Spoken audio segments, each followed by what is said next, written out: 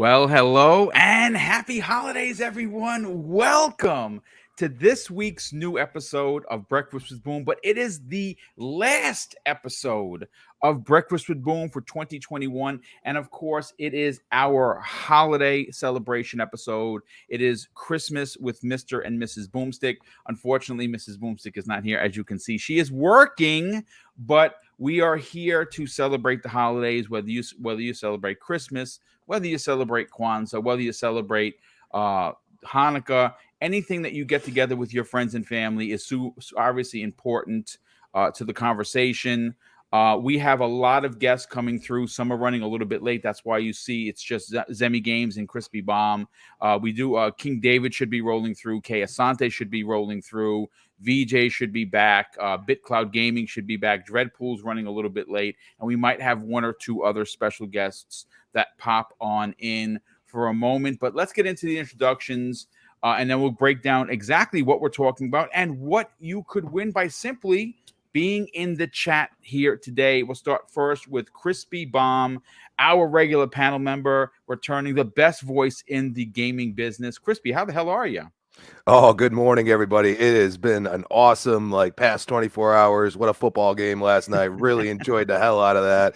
I'm sure a few people have watched that one. That was a classic, as we like to call it, but definitely riding high, definitely ready to roll into these topics. And Merry Boom Miss, that's what we'll call it. I like that. Thank you. That's a nice choice of words there, sir. But listen, it's great to have you not only here, but a part of something so special. And of course, making his return. He has been here, there, and everywhere. The cog that keeps the Xbox factor rolling. He's here, folks, and he's not feeling well, under the weather, still dressed for the occasion. Zemi Games, what's up, brother? Yeah, no, if you guys watched on Tuesday, like the same cold that I had then, I have now. It may be a little bit worse. So I apologize for the voice. I do. But no, I'm super excited to be here. You know, Boom, it has been a while since I stopped by for like one of your, Christmases with Boom. Yes. I don't think I made it last year, but I did, I'm pretty sure, make it like a year before or something. Yes. Yeah, something like that. So super excited to be here, talk about some gaming topics, give out some great giveaways for Christmas. It's going to be a fun, exciting time. Plus, I stole Santa's hat, which is nice. Makes it even better. Well, you borrowed. Stealing gets you on the naughty list, and we don't want to do that. Well, there's a very, very thin, line difference between stealing and gifting and borrowing, and let's not even talk about any of that. Let's just go ahead and jump forward in the show. Well, listen, we're glad to have you here. Obviously, we're happy. We already have, over 60 people here. We're only 3 minutes into the show.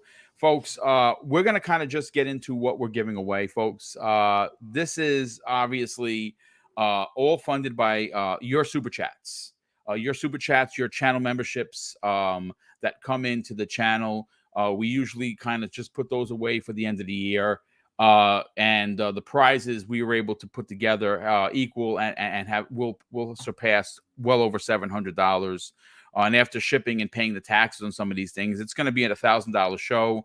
And all you got to do to win is be in the chat. If you're in the chat, we will, of course, put your name into a picker, which I'm doing literally right now.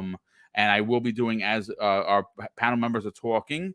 And, if you win, if the only thing that I'm going to just tell you right now is if you're outside of the United States, I can offer a digital prize in regards to maybe the monies of equal value. We can't send anything out because you'll never get it. And the costs are just too much. We are already over $1,000 that we're donating. We can't donate any more than that. But if you are in the in the United States and you do win one of the physical prizes, we will be mailing that out over the weekend or as late as Monday or Tuesday through FedEx to make sure that you get said gift before the holidays, just in case you want to pass it along to someone. But the prizes include 2 $100 gift cards. 2 $50 gift cards, 6 $25 gift cards, and a bunch of other physical prizes, which I'll be making the announcements as we go along as to who won it and what you actually won. And all the digital prizes will be sent either email or, of course, through DM on Twitter. And if you did, and each one of those like $25 gift cards are going to come with a bonus prize. They're going to come with a bonus physical prize. So if you did win, go to my YouTube channel. If you don't have DM, if you don't use Twitter, to give me your mailing address, and I will mail out that gift card as well as the bonus physical prize, and we will get that out to you ASAP. Of course, we cover all the shipping. But you know what? As we wait for people to kind of pile in here, I would be remiss if I didn't say we do these giveaways, especially the big one at the end of the year, not for subs, not for clicks. This video, which will be on VOD later on, does not get a lot of hits with it because it's not meant to do that. It's meant to simply, celebrate the holidays, give back to the community that gives back to us. But if you are someone that is finding the channel for the first time, and maybe the thought of winning a prize might have lured you here, I ask that you, before you sub the channel, check it out. I do 3 live shows a week, and we also have added 1 VOD, which is Xbox exclusive for each week, called X Vlog. It's me talking about one Xbox topic, and I can guarantee that if you listen to the shows, whether they be live or video on demand, you're going to dig it enough to subscribe. So if you are new, consider subscribing. If you are someone that is already subscribed, please share this out on social media. And if you're here already and we have over 100 people 6 minutes in, please, for the love of Joe, hit the like button. But I want to start off with something fun. And this is something that, I think is important, because at the end of the day, we are people, right? We're just like you, right? We just happen to have a bit of a voice that people somehow tune in and listen to. And I like sharing. Mrs. BoomStick and I are extremely transparent. I think you have to be that way if you want to be successful. Some people would disagree, but that's fine. I like being on camera.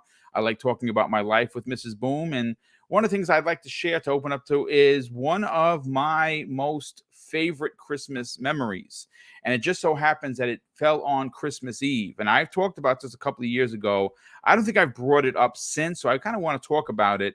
Very good friend of mine growing up by the name of Jay the Destroyer. It was Christmas Eve. It was the Dreamcast had just launched in Japan, right? It was I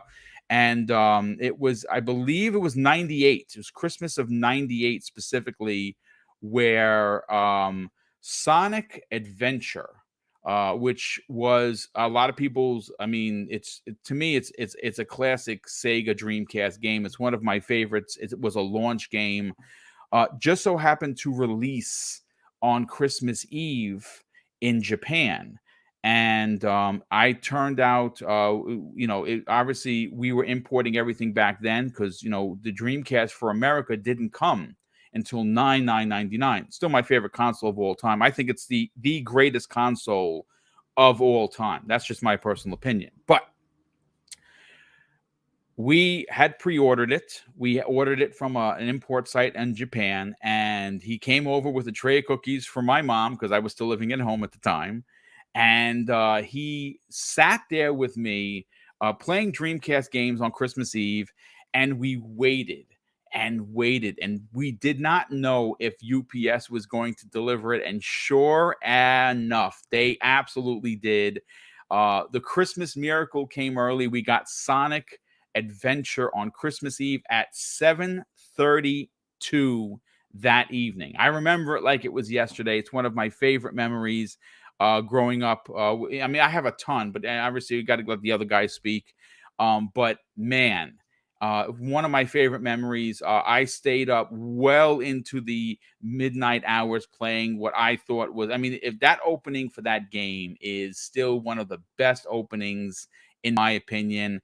And I know that Jay the Destroyer and a good friend of ours that had stayed over his house for Christmas, they stayed up the entire night playing it. It's one of those classic memories that gaming related, not every memory that someone's going to talk about is going to, hey, we lost Crispy Bomb. What the H? Where'd he go? I don't know. Where'd he go? Left. He was like, I'm maybe, leaving. Maybe the elves needed him for a little bit. Maybe. But you know what? You heard my shenanigans. Zemi Games.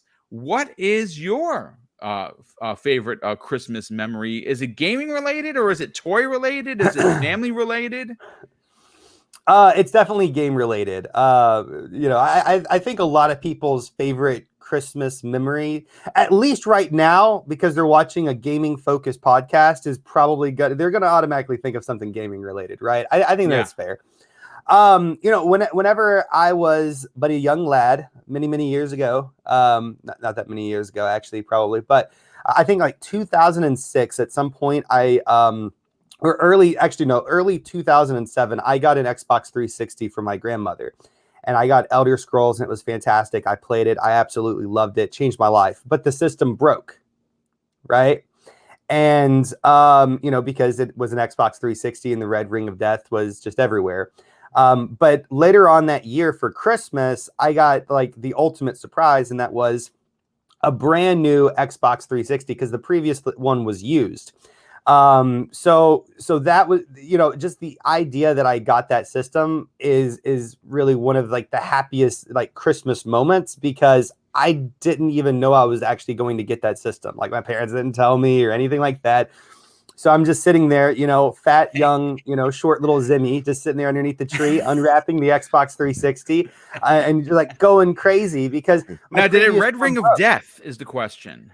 It just didn't turn on. Okay. I don't remember seeing the red rings, the red ring of death, but as anyone that played the 360 during that time knows, there's a lot of Xbox 360s, whether it was the red ring of death or not, that just, broke. Little Zemmy's heart was broken as well as the as the and it was like early on in the generation, so it was the arcade version of the console, which you didn't even have a hard drive. Yeah. Oh my God. Yeah. Yeah. Tough times. Complain to me about a 500 gigabyte hard drive right now. Come on. Right? Oh God, yeah. Right.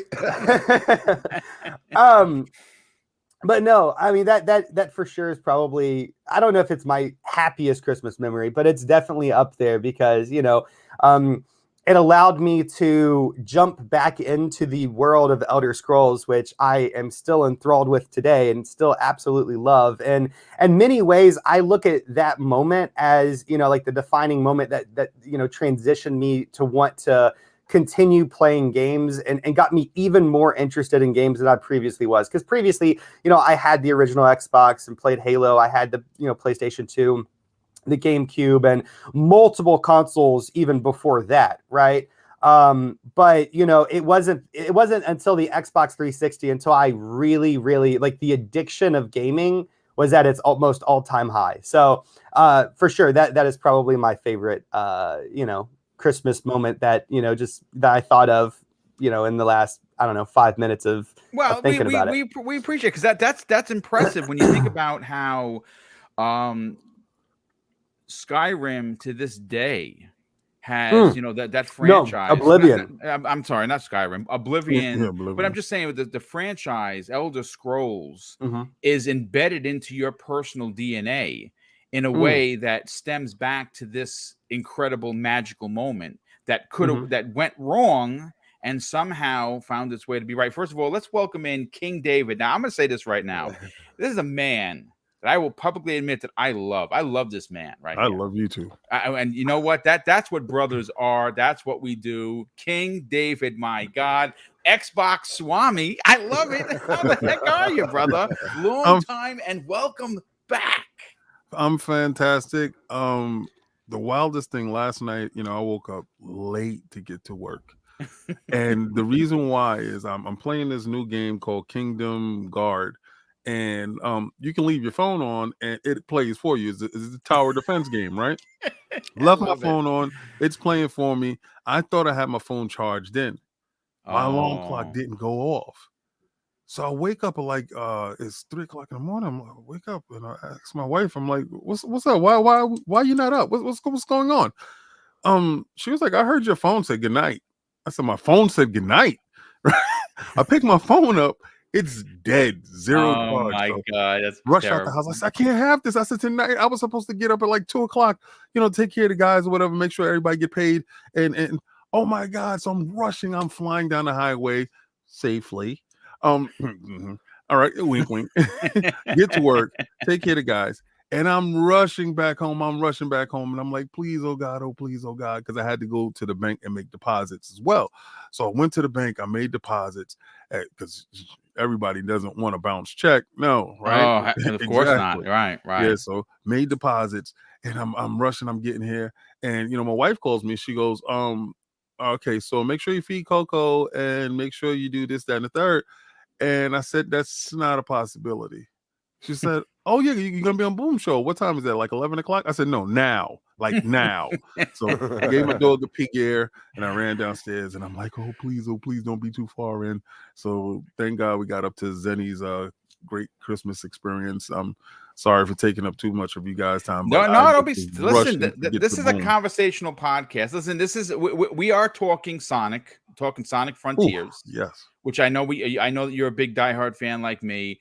I'm sorry that we don't have the slanderous. Look at that. I have that. It's literally right there, awesome. Dude. Yeah, that is one of my favorite collectibles. Yes, it is.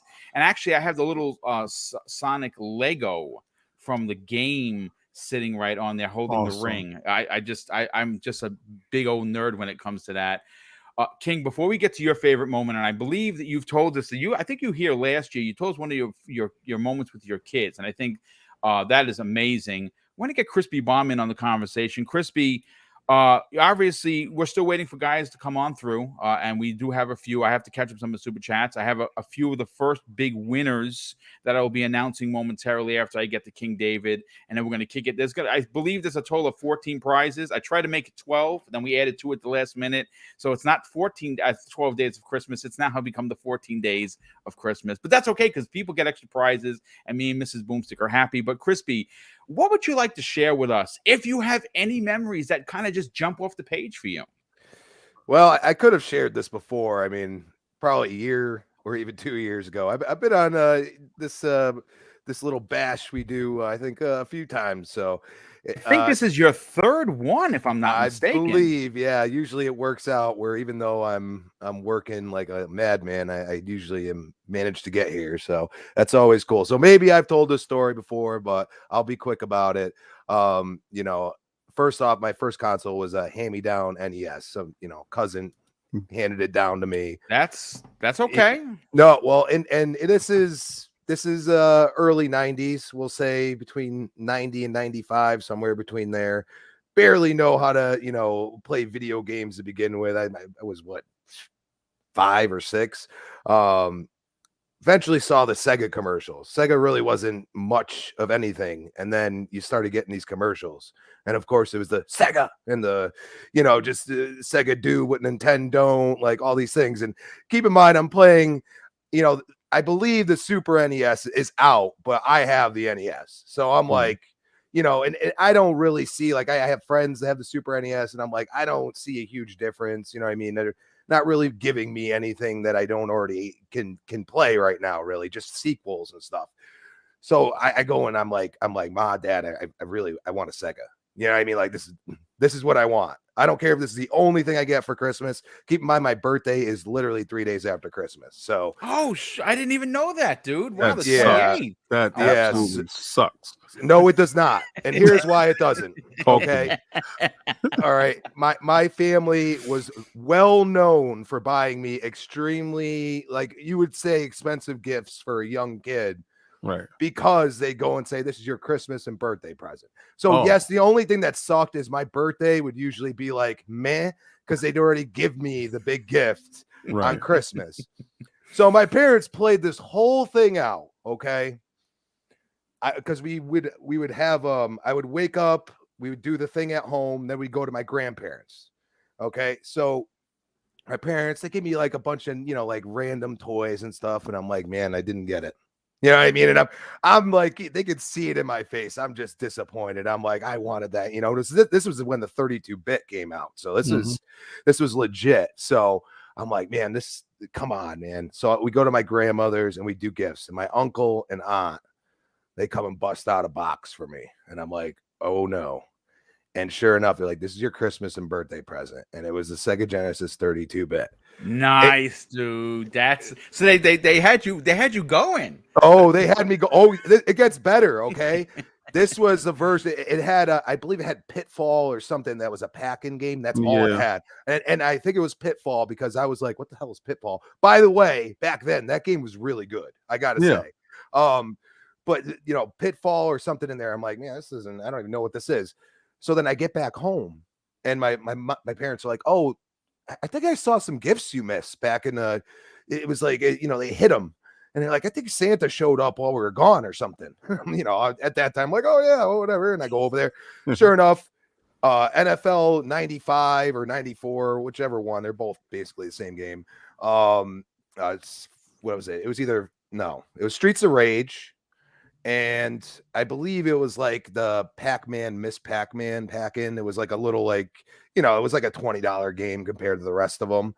And I mean, I must have been up all night. I and they just let me go ham. And then I must have slept half the day, but it was one of those memories that's just and that's why still to this day, I always, got so much love for Sega. Cause I felt like, at that time I had something real special, and a lot of my friends didn't even have the 32-bit then. And there was a visual difference. You could see it. So it was really awesome.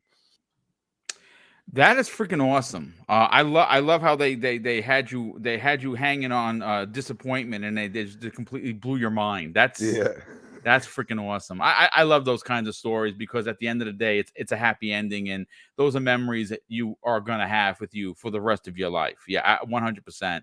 King David, I would love to hear one of your personal Christmas triumphs, whether that be as a kid growing up, or that means surprising your own kids.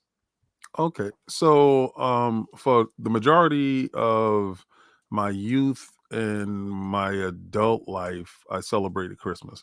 I stopped celebrating that probably 8 to 10 years ago. Okay. So but I don't have these warm, heartwarming stories. Oh, your parents bought you this, and because I had absentee pops and a single mother, raising 2 kids. So every console I purchased, I did. You did. Well, those hardships made you the man that you are today. Oh yeah. 100%. Yes, absolutely. Yeah, and it also fostered a level of work ethic and appreciation, for a lot of things. Yes. But every console that ever came out, be it foreign or domestic, I had day one. So being that Sega's Dreamcast, the Genesis, the 32X, all that stuff, I made the Tower of Power. I did all that great stuff. But I can say one of my best holiday experiences was giving my kids a ton of gifts. So I didn't, foster the belief of Santa, because that's taking away from me actually busting my butt and purchasing these things for my children. So I didn't give them that illusion, but I gave them the reality. So the reality is daddy worked hard, and we're going to celebrate this time of giving and family. And what I would do is put all the games in a stuff in a sack, a giant sack, and it would stay in the car. So they would scour the house looking like, I'm going to find a spot. I'm going to find a spot. You're never going to find a spot because the spot is really outside, and it's inside the car.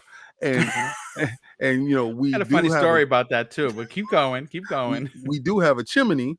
So what I did was, and I made sure, wasn't no spark of ambers down there that could light the stuff up. I literally got the whole bag and stuffed it inside the chimney, and we have a screen right there in a glass. So we're sitting down, and we're drinking eggnog and watching movies and stuff like that. And I'm not telling them that the package is right there. The sack is right there. Not saying anything. And me and my wife was just sitting there, drinking eggnog. Kids is drinking eggnog. We watching movies. And they're like, man, this whole day is going past and nothing's happening. Nothing spectacular. There's no gifts. And my son looks over and he looks at the chimney and he's like, Daddy, it's Daddy. Something inside the chimney, Daddy. I said, I think something happened. I think something came through. I said, y'all thought you was gonna find the gifts, and I did the Santa Claus. I slid down the chimney and I stuffed it in the chimney for you guys. So they got all the stuff out and they was opening all their presents and their gifts and stuff like that. And my son always wanted an original Game Boy Advance. And I had got him because Those he were would awesome. always steal mine. Right. And I would tell him, this is museum purposes only. Stop touching my stuff.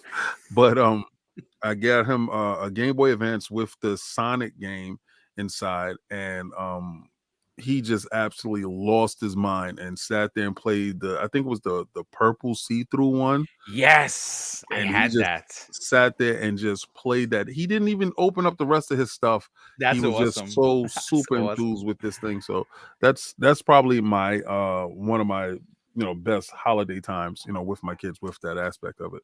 But yeah, that's one of it. We appreciate you sharing that, and we got to welcome in Kay Asante. This guy has exploded on the scene. Not only is he one of the most powerful voices on primetime gaming every Monday evening at 7 p.m. Eastern Standard Time, he has taken over Saturday morning. That's right. Saturday morning cartoons don't exist on the East Coast, but if you want joy, if you want excitement, and you want someone that is not slanderous, like his partner, you tune into his podcast. Try to keep it to a minute. The Gaming Circle podcast. What's up, brother? Welcome, man.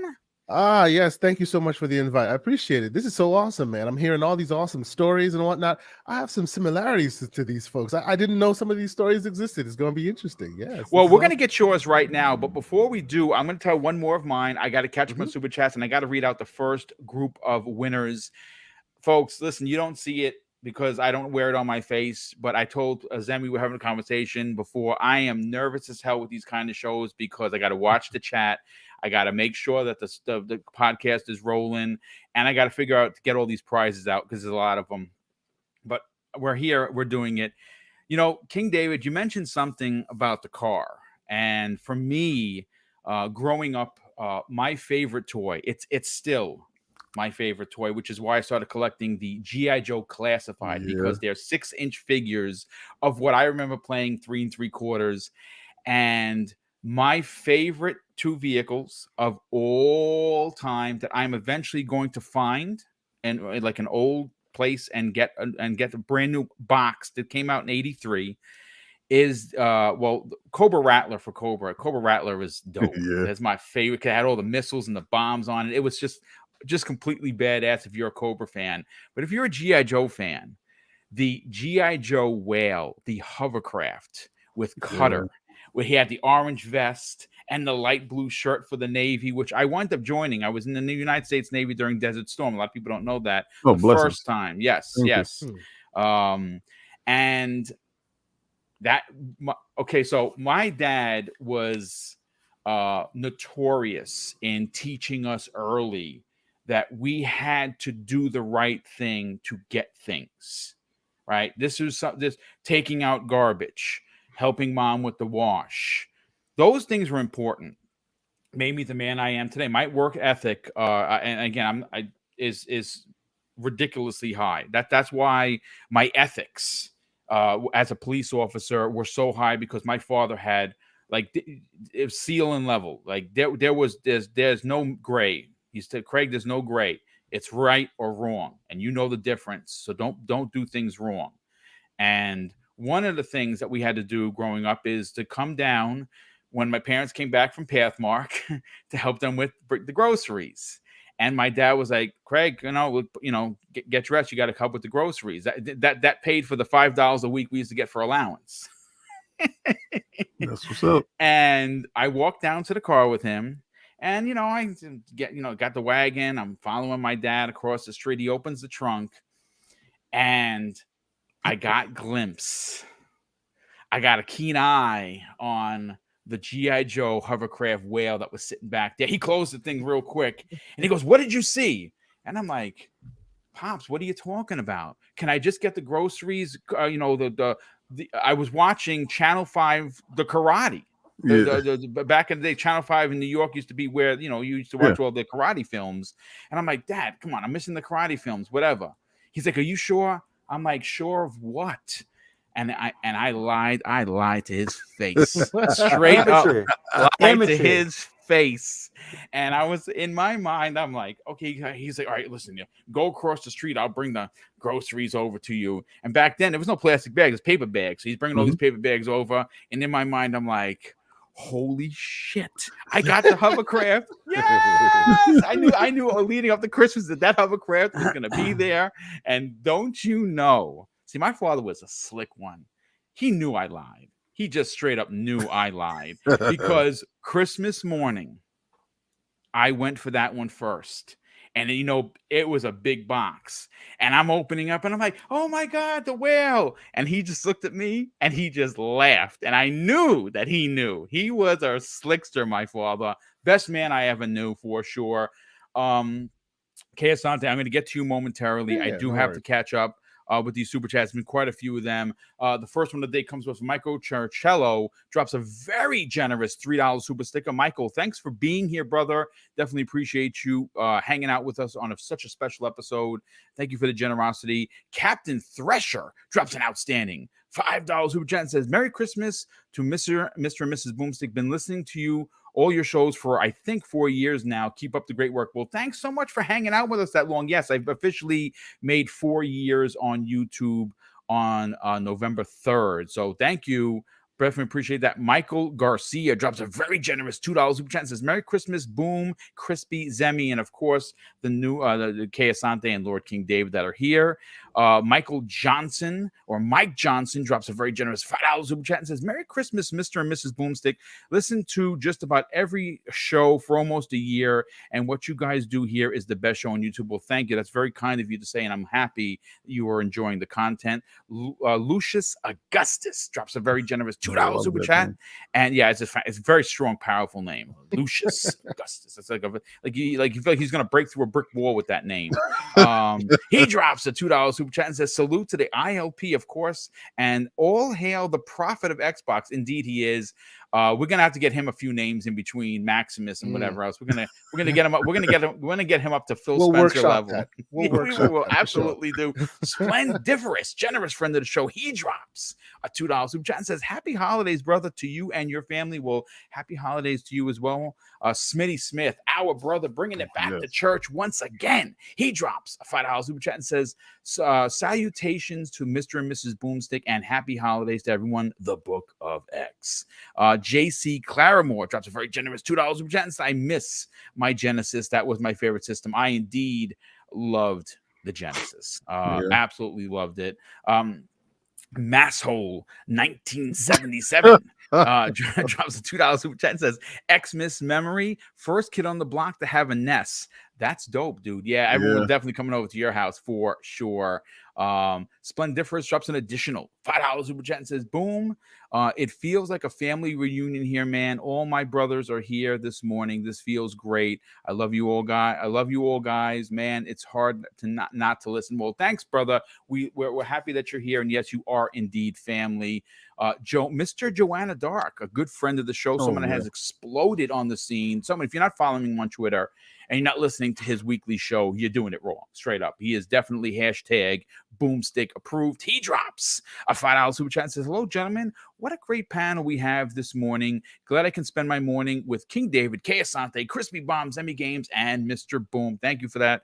Definitely appreciate that. And Outbreak Podcast drops a $5 super chat and says, I remember getting my Atari 26 for the first Christmas it was available. That's dope, dude. Still gaming to this day. I'm old. I'm old with you there, brother. Merry Christmas to all, and to all a good night indeed. And the Otaku Fix drops a very generous $5 super chat, and thank you for that, brother. He says, I'm just showing support after dropping a $5 super chat. And before I get to the winners, Asante, I'm interested to get you. This is the first time you're joining the panel on this very special show. Now, you do have children, and some of those memories are certainly would be ahead of, seeing them open the gifts. Is like a couple of years ago, my love of my life outside of Mrs. Boom is our nephew Tyler. He is everything that just radiates love for us. And a couple of years ago, we did something, something that I always heard about, never experienced. Like in the same, my parents were amazing, but I got a one of those big boards that the kids use for projects in school, right? And we had glued with glue dots 21 amiibos, and then wrapped it, and it was standing there. And I'll never forget. I'm like, hey Tyler, he's a wonderful kid because he doesn't go for the big ones first. You know, he appreciates. He even plays with toys that he played as a baby, which is the toys love it. If they were real, like in Toy Story, they would love him. And I said, Tyler, I want you to open up this one first. And he rips it open, and somehow he was able to kind of just rip it, and it tore. And he winds up running around the house screaming, "It's Amiibo Day!" It's just, That's it's great. just, man, it's great. So please, first of all, welcome in the Everborn, the slanderous one. He's here because he knows we're talking about Sonic. There's no doubt about it. He would miss this. We'll get to you in a second, Everborn. Que Asante, please, by all means, share this beautiful memory with us this morning. Yeah. So it's interesting. I'm actually working at the same time. Don't tell my boss. I've been listening to you guys talk. I've been listening to you folks talk about it. There you go. And there's some similarities going on. So in my household when I was a kid, I'm the product of a divorced parents early on. I think I was 4 years old when they divorced, and my dad is staunchly religious. So of a specific kind of religion. So there is no birthdays. There is no Christmas. You know what I'm talking about. Okay, there is none of that. And my mom. So your dad was 7-day Adventist like mine? No, not 7 days, but the other one. Okay. But yes. So needless to say, early on, in the 90s, I moved to the States. I actually lived in Europe for most of my life, most of my upbringing and all that. I did a lot of back and forth. So I happened to be in the States in around the 91, 92 time frame. And before that time, my mother would always send me money to get like a Nintendo. And I've always been a PlayStation. I've always been a gaming kid. So, you know, she would send the money or send me a Nintendo, and my dad would take it, put it in the attic because, you know, games rot your brain. Devastating. Happened twice. So yes, 2 NESs went into the ether. Amazing. So my heart is breaking right now. Right. Bro. See, I am a culmination of everything he didn't want me to be. So booyah. Anyway, oh my God. So needless to say, at the time, my aunt lived in New York. So this was 91, I think it was. At the time, my aunt lived in New York, and they had already found out that every time they send me something, it would get confiscated. So she decided to drive down from New York to Rhode Island, where I was living at the time. That's about 5 hours drive or so, right? And she just came. Nintendo was contraband in your house. Yeah, that's why I love it. That's great. Contraband for sure. No contraband. Doubt. Yes. So needless to say, she drives down, coming to see her nephew. You know, wonderful, this and that. And on the sneak tip, long story short, she hands me a Game Boy, and this is for Christmas. Hands me a Game Boy and what will forever become my favorite and by far the greatest game ever made. Fight me, Tetris. Yeah, can't argue with that, brother. Okay, and also Super Mario Land. Yes, the fatback. Yes. Indeed. Now, think like a sandwich, baby. Oh yeah, no backlight, nothing. Yes. Man, that beautiful thing, though. I hear that thing can go to war and come back. Look crazy, but still play. Yeah, that's one of those consoles that could take a beating. Yep. Yes, indeed. Now, for the quick Sega aficionados in the house, I eventually traded that into a school friend and got me a Game Gear with a bunch of games, but that's a different story. With no battery, but that's okay. Bro, I had to 90 minutes.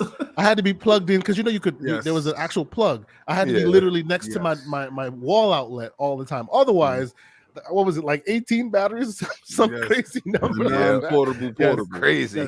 But I would say that is probably my first real foray into, okay, now I own a game system, because every time the Nintendo would come, it would go away, right?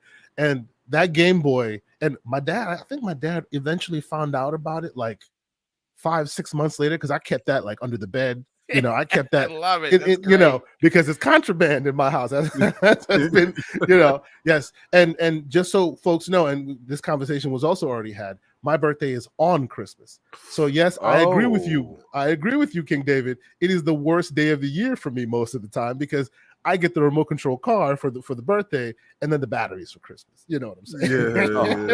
That tends to happen. So because of all that, my Christmases, based on all that, have not been the greatest in the world. But these days we're trying to change that. And I don't know if y'all can't see because it's blurred out, but right over there somewhere is the Mario. What do you call it? Mario Kart home. I know circuit, yes. Which will be like the kids will be stepped out of the house. This is the plan for this year, and I will set that up with Mario and Luigi. Awesome, dude. All around the house when they come in. So that will be my greatest memory when it happens, which is going to happen in a few days. And I'm gonna make it happen.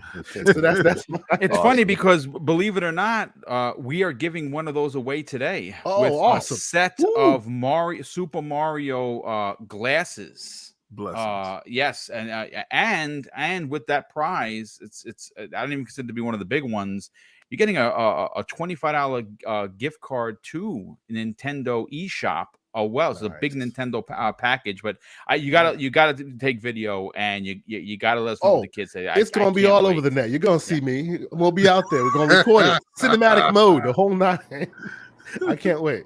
Yeah. Well, listen, Everborn Saga, who snuck in before we get into, of course, the first set of winners. Before we get to the Sonic, which we're going to go to you first, I don't know how much time we have. I'm very excited for this next Sonic game. I told my story, my import story with Sonic Adventure, still one of my favorite Sonic games of all time. I don't care what anyone, fight me if you want to. That opening is just art, beautiful, just absolutely beautiful. Apologies. Yeah, no, that's right. Interrupt, but for those who don't know, we got to do it one more time. Happy belated birthday to the 40-year-old among us, man. Yeah, Mr. Everborn Saga. He's definitely getting a cane. It's in the mail. You're getting a cane. 40. Listen, welcome to the crew. I was saying this. They don't tell you this, but the morning you wake up on your 40th birthday, your body feels like you're 50. So it was things that didn't hurt the day before that hurt now. I don't know how that. Welcome happened. to the standing desk crew, my friend. Wait until you start getting AARP meal. Oh no, I get it. Not good. That I looked at it and just threw it on the floor. It's disrespect. It's disrespect when they mail those to you. I have no idea what any of you guys are talking about. You will. No idea at all. He's a kid. He's not even no idea. I'm with you, Sammy. I got 6 years. But I only have until 11 because I got an 11 o'clock meeting. But I saw King was here. I saw your message, Boom. I said everybody's here. The family's here. I have to jump in for a few minutes. Well, and you know King, what? Give us King, yeah. Yes, we got to talk about Spider-Man. Not here, but we're going to have to schedule something. Tomorrow I go and we have a 6 o'clock movie to watch. So I'm shutting myself up off of the internet today. From YouTube. And if anybody tags me on Twitter, I'm going to beat the hell out of them. Okay. All right. Sonic. Well, you know what? Before we get to Sonic, let's. Do you want to share one of your favorite Christmas memories, and then we'll get right into Sonic? I will say so. For me, funny enough, I literally grew up next door to a Jehovah's Witness church on Gun Hill Road. King, I think you know where that is. Yes, sir. So the house and the restaurant right next to that was mine. Okay. Right. So, but my father was a 7-day Adventist. My mother was a Pentecostal, but he was kind of the bull in the house. So we never did Halloween. We didn't do Christmas. We didn't do any of that. I think he would give my mom, and this is not because he didn't have the money. He would give my mom $100 for the 4 of us, just to be like, go get him a card or something. And so Christmas was something. Yes. And that was he felt like he was sinning when he did it, but it's because my mom was like, we have to do something. So as I became an adult and I have had kids, it has always been for me to make a big deal out of Christmas. And so whenever I do the whole tree thing now, and thank the heavens that I have been fortunate enough to be able to do some of those things. But like right now, we're even decorating outside of the house. By the way, I'm still getting lectures from my father about decorating for Halloween and doing the whole Christmas thing. It's a whole thing, but we do it and we put the gifts under the tree for the kids. And every Christmas morning is a memory for me to watch my kids have that joy in their face. And I know it's a consumerism holiday. I get it, but the idea that there is a universally acknowledged time where people are away from work, meaning they don't have to be a cog in the machine of whatever corporate master they serve. They can come and be with their family, and you can kind of whatever. It doesn't matter. It's thought that counts, but whatever. So for me, it's all about finding those thoughtful gifts and watching the kids' eyes light up on Christmas morning. So that for me, since I could afford it, has been memorable every year, and I try to make a point out of that because it's not really something that we did. And this is no shade at my dad because, he raised me into this guy, right? But, we just didn't do that in my house. So now I try to do it. Well, listen, that's beautiful. And I love all the stories. Thank you, gentlemen, for sharing such intimate, peeks into what some people tune in for podcasts and don't see, right? We don't normally talk about this, which is why I enjoy opening up the show like this. I know we're going to lose some people. Maybe we're not even get a lot of, listens to this, but again, being able to share these personal tales of what made us the men that we are, that we're sitting here in front of you, I think are incredibly important, and you have always and will always be a part of this particular last show of the year for Breakfast with Boom. But I want to announce the first, what do we got here? First 5 winners. And then we'll get right into the Sonic. We'll go to first Everborn because we're going to lose him at 11. Awful you guys Grim. Will lose me as well, by the way. Sorry. Okay, no problem. Yes, Awful Grim in the has won the Content Creators Prize Pack. That includes a 1080p HD camera along with a mic and one setup. So if you want to try your foray into content creation or podcasting, you can in fact do that. Email me, DM me with your address, and I will get that right out to you. The big prize, one of the big ones, Big Bad Mo, who's always here. Yes. He wins a $100 gift card to Xbox Live, shout out Xbox, to PlayStation, or Nintendo. You are one of the big winners. $100 gift card of your choice. Sin in the chat wins a $50 gift card of your choice, and the 2 smaller ones that'll come with a bonus prize.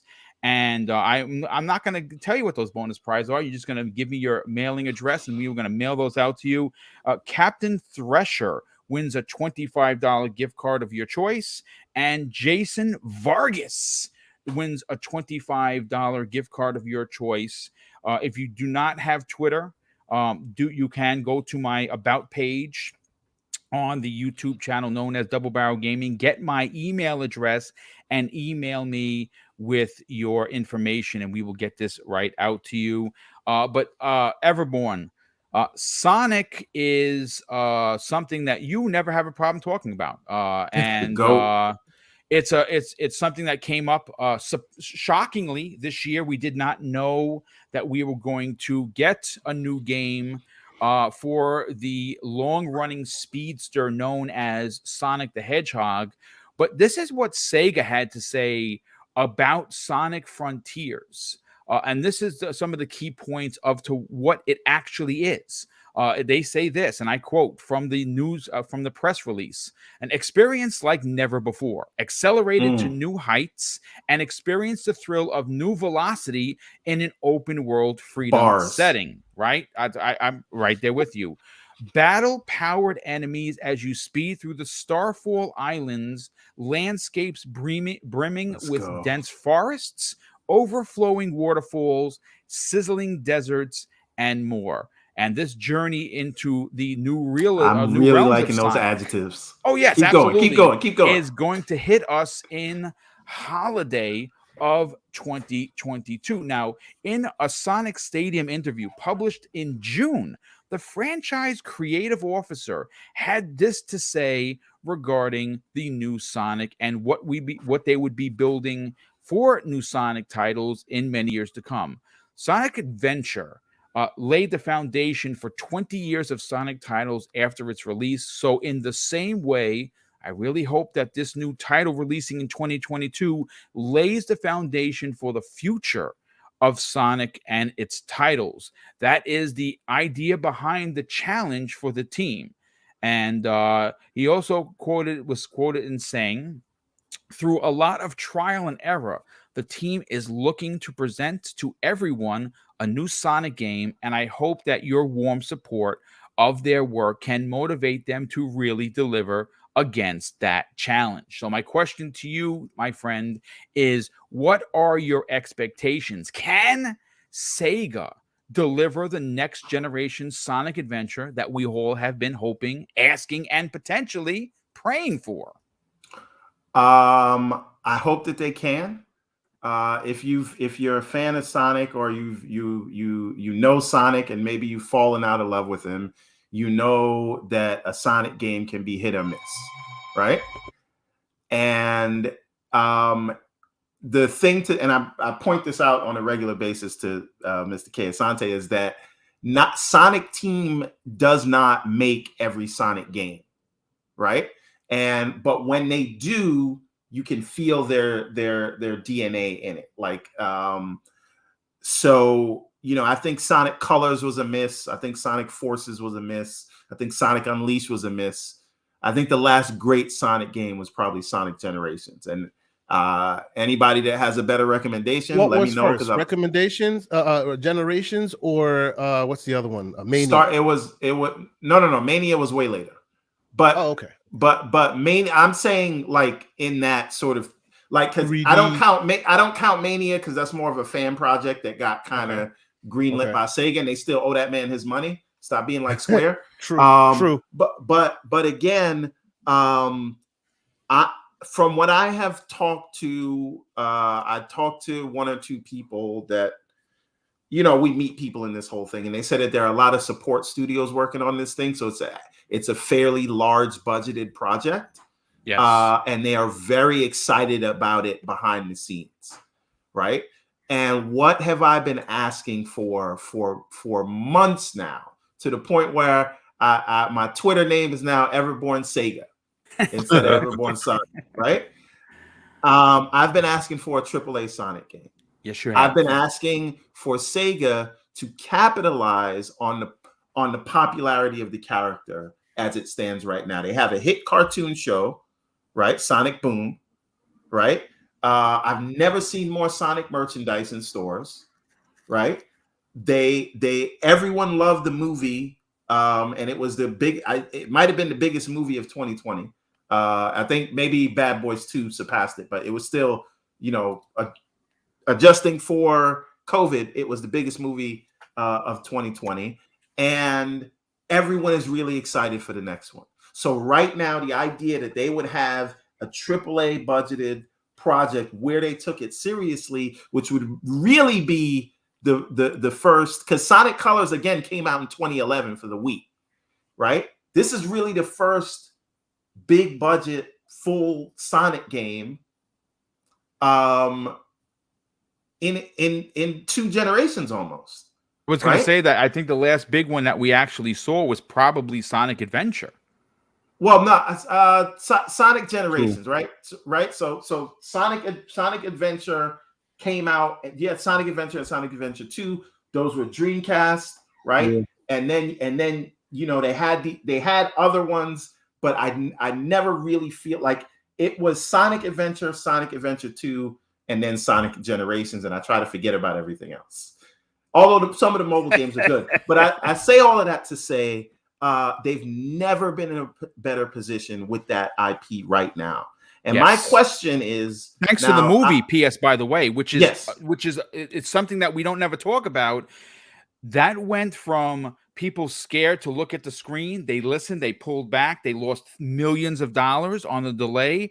And everyone that's anyone saw that movie, even old G's like us, were like, that might be the best video game movie we've ever seen. And if it appeals to us, somehow they figured a way to appeal to the old men in the room, but the kids, I watched that with my something. kids like a week ago. They are in the bag for Sonic now. I still feel like that movie should be full CG. We didn't need to go to Arizona. I know, right? but I get it. It was good. It was good, right? Yes. But I say all this to say, this is my question for you, King. You know my prediction that Sega is going to come home, right? If this game is a hit and the new movie is a hit, does that put Sega in that Capcom position right after they drop Monster Hunter and Resident Evil 2 Remake? Whereas you're talking about Resurrection? Yeah, like they were hurting, but now they're good on their own and they don't need that buyout. Well, to answer your question more directly, they were out of the black, out of the red and into the black with the first Sonic movie. And this is the reason why this product is actually coming to fruition.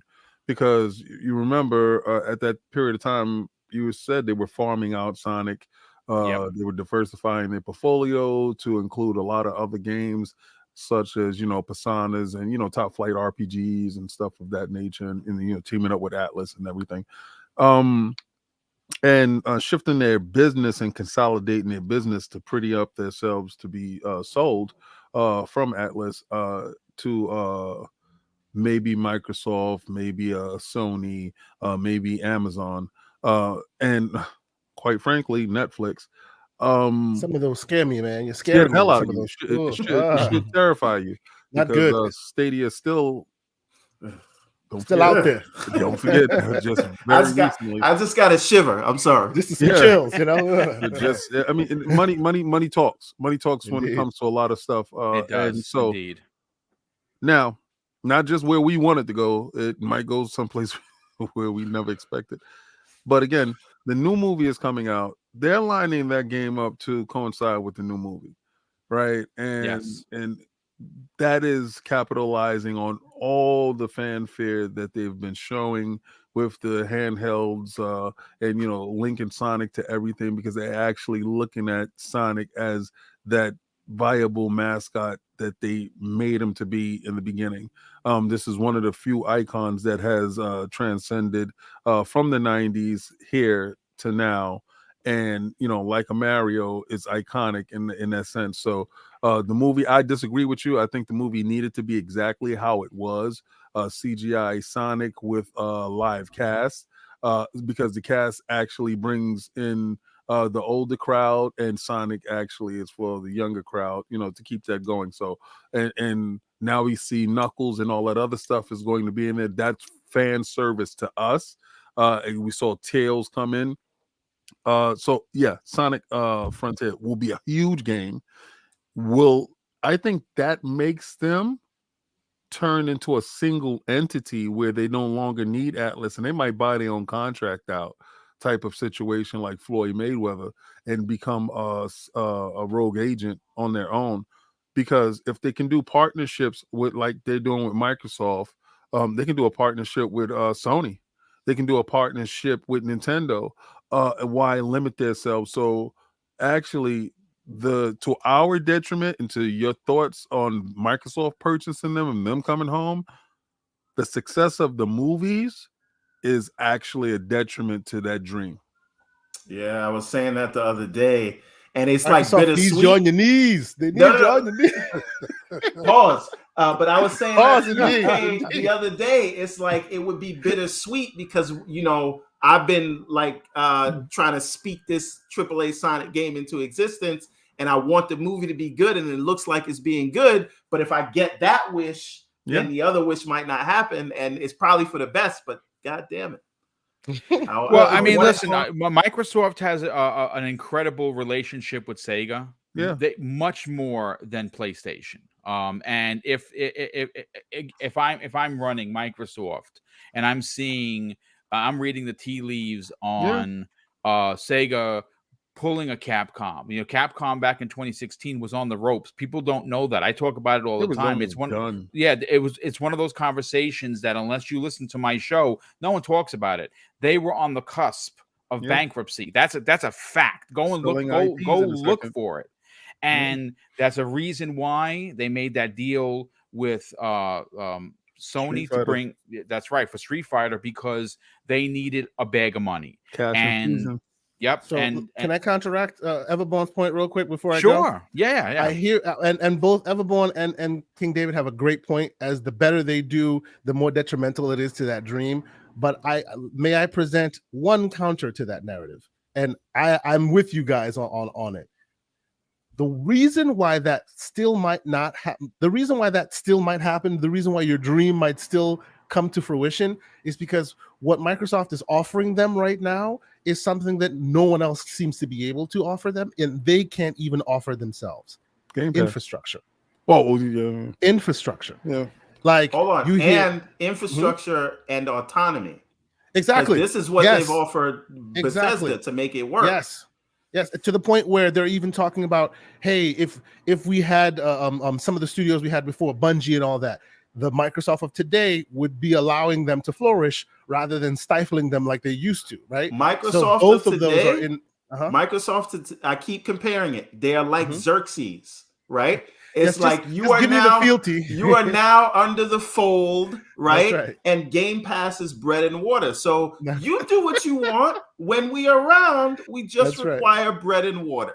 Do what you do. Just put your games. What's up, King David? You want to? That's it. Yes, please, I just want to say one part that I didn't say, because this is all right. So in January they're gonna have their brainstorming meetings, right? So whatever was shelved for the holiday is shelved for the holiday for right now. You're talking about what, Microsoft? Yeah, there's no conversations right now. So everybody is either home for the holidays, relaxing, or going on holiday, right? So it's bare bones type of thing over there. Now, when they have that brainstorming meeting, whatever was on the table beforehand is back on the table. If Satya is hell bent on that purchase, it's gonna get done for sure. It's done. It's a done type of deal. Drop the money on the table because you don't feel like talking no more. Because it's funny. It's on the ZeniMax. To add to King David's point of view, and I think, first of all, Mav, welcome, brother. Thank you so much. Hey guys, I'm 2 minutes late. As do I. Gotta run. King, we gonna talk after Saturday. Call me as soon as you finish. Sunday, feel free to jump back in if you get free. Okay, we'll do. Yeah, we'll be guys. talking, brother. Thank you. Bye. King, to be honest, I think you might be onto something. And you and I have talked about this privately numerous times on the cell phone, where Microsoft finds themselves in a position where they understand the demographic of what they are trying to do is now starting. Game Pass is getting so big. Yep. That they literally have to pivot. They have to move to shift to get those kids in there, right? They got us. We're in the bag. We're the hardcore. The soft core, the casuals, the normies, whatever you want to call them. Well, they're the reason why Sony won last generation. They're also the same reason why the Series S won Black Friday and continues to sell as stock. Microsoft, people aren't talking about this.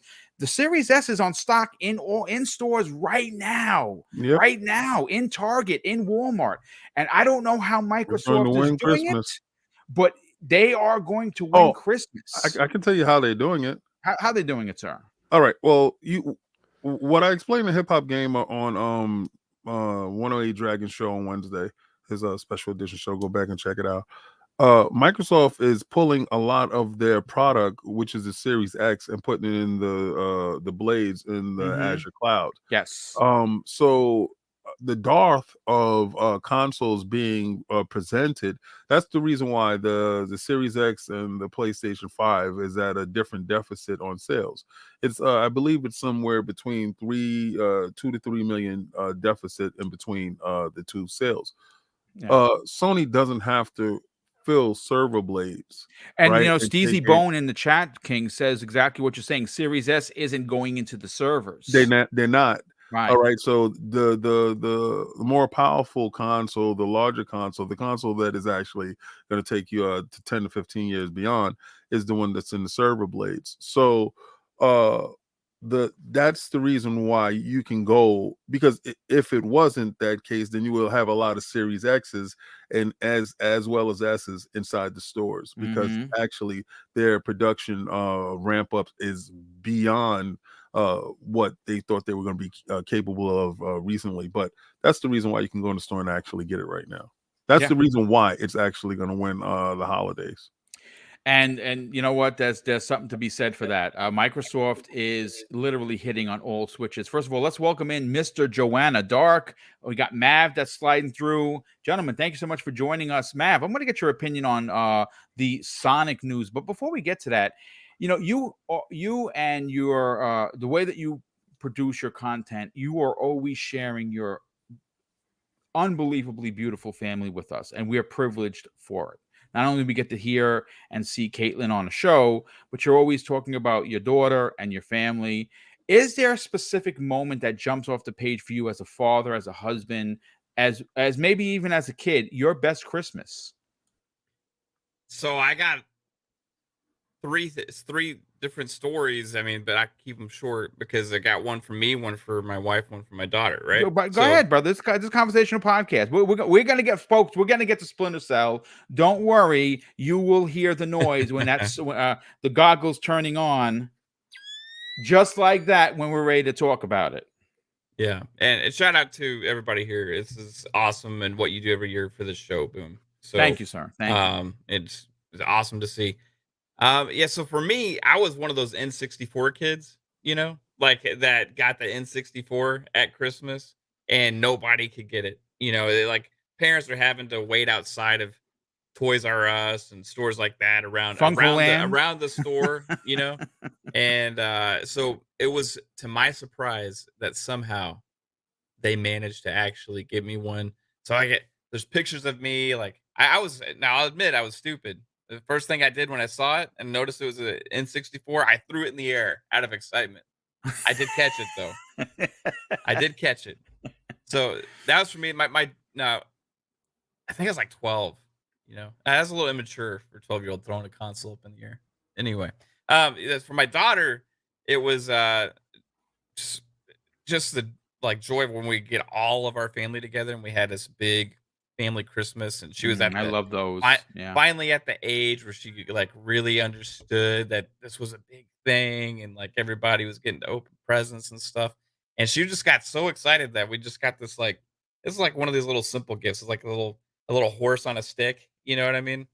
But she just ran around the house saying it's a horsey for 2 hours, I think. Just absolutely amazing. I still remember it. You have to be a parent to actually remember and actually appreciate those things, right? And then for my wife, it's being able to get her something special when you're just I won't say what it was, but it was exactly what 1 year I was able to finally get her that one special thing, because we finally had a good year after years of working hard and finally being able to achieve some success, and being able to get her something that was really special. So for me, that's what that was at that time as well. But it just brings back a lot of memories. I love this time of year, but for I think it was Everborn saying that everybody get to take time away from work, from the machine. Yes. Yes, and you kind of just get to sit back and relax a little bit, and just even if you have problems going on, even if you have a lot of stress going on, even if you have all of these things can kind of tend to melt away a little bit. Yes. For a couple of weeks, you know what I mean? And it just enjoy the time. So we're entering into that now. So I'm super happy about it. Yeah. Well, thank you for sharing. Mr. Joanna Dark, welcome, brother. How the heck are you? I'm good. Thank you for inviting me. Oh, absolutely. Well, listen, before we get into one of your favorite stories, please, by all means, I'm gonna task you to picking someone in the chat to give them your digital gift. You obviously can make that announcement once you're done talking about your favorite. But yeah, he's donated. Tell. In fact, what am I gonna say? You're here. You tell people what you just donated to today's epic giveaway show. Yes, since I listen to the Iron Lords and I hear about these ashy Spartans out there, I definitely wanted to make sure that I can help somebody kind of change that. So I'm donating 2,200 Halo points, so that way someone Nice, could dude. definitely decorate their Spartan and go out Nice. there and show out how cool they look. I got my Wu-Tang one, so I was happy with that. Yeah. So, Excellent. Excellent. So I mean, obviously, this is the first time you're joining us on this very special occasion. Same thing for Mav, and we love it. You have a quick story you want to give us of one of your favorite Christmases or holiday moments? let me see what I can remember. But one of the things that I definitely love about the holidays is just being at home with family. And Yep. Now that I have kids and I have a 6-year-old, it's one of the things I've been able to do is just sit down and either play some games and kind of share some of the things that I used to do as a kid. I remember sitting down and replaying Final Fantasy VII. I started it out because I lost my memory card, so I couldn't turn off that console. And I just remember playing this game again too, because I love Final Fantasy VII, and just telling my mom, who was always either trying to put the TV on or watch some of her telenovelas and everything, and I said, whatever you do, I'm gonna go take a nap for like 3 hours, and please do not turn off this console. Whatever you do. I even looked at my sister and I said, if you do that, I will throw your dolls out the window. And just kind of coming back and playing games and just sitting with the family, talking about the good times, and being able to just share some of the great things. I think Mav said made a great point. No matter what we're doing, life happens and we all have all these things, but it's when it's the holidays is all about being with family and kind of forgetting about those things, because you know what, things happen in life that you can't control. But what you can control is, enjoying that time, having some good food, watching some movies. So for me, my holidays is spending time with the family. Then when the kids are either busy watching, TV, pick up my Switch or just go to my man cave and just literally just probably play some games and kind of just, connect with friends online as well to kind of wish them, a Merry Christmas or whatever holiday they're celebrating. That's awesome. I love it. Gaming and the holidays do go hand in hand. And I love that little man shirt you got on right there. Oh, yes. I mean, Boom put the link. I said, you know what? I have to put this on to rep it then. That's dope. I love it. Yeah, little man is getting a lot of play over the course of Thanksgiving, Black Friday, and they're continuing to rack up the W's during the holiday season, because you can find the Series S on shelves, which is bonkers, where you can't find an X and you can't find a PlayStation 5. And folks, it's not because you can find them that they're winning. It's the price. It's the overall value proposition. 3 months of Xbox Game Pass for I $8. was just about to say that. Yeah. I was looking for a way to bring in value proposition all this time. There you go. But I then owe you you a stole dollar. it from me, Boom. You stole it from me. That was my sorry. moment. I got all flustered. I almost knocked over the microphone trying to unmute myself, turn on the camera, just to say value proposition. But you stole it from me, Boom. You stole it. I apologize. You don't need. Send me, you go don't even blow need your to buy nose. games. You can just get Game Pass, and you already have a bunch of games, right? So it's just $2.99. So if you're a parent, it's instead of like, oh man, but then I got to go buy a $60 game, or $70 game. But then they're only gonna have one game to play. Then it's another 60, 70. That adds up. Especially when you look at how people are unfortunately been so affected by the current world situation. I know we joke and we laugh about our video games, but there are some folks that cannot partake because money is a real issue. And I'm not saying that Microsoft foresaw this. They just happened to kind of, I guess, step in it, so to speak. But they are right now offering the best deal in gaming. And when you factor in someone coming to the platform either for the first time or returning, and again, what we always talk about, the stats. How many people in the United States actually still have old school TVs? Quite a few people. So people aren't going out. I mean, you know, obviously there are the TLC nation that Lord King is always talking about. TCL. I said that already. I said it backwards. TCL's But taxi cab drivers. Don't go chasing taxi cab drivers is like, what the hell we do? What's going on?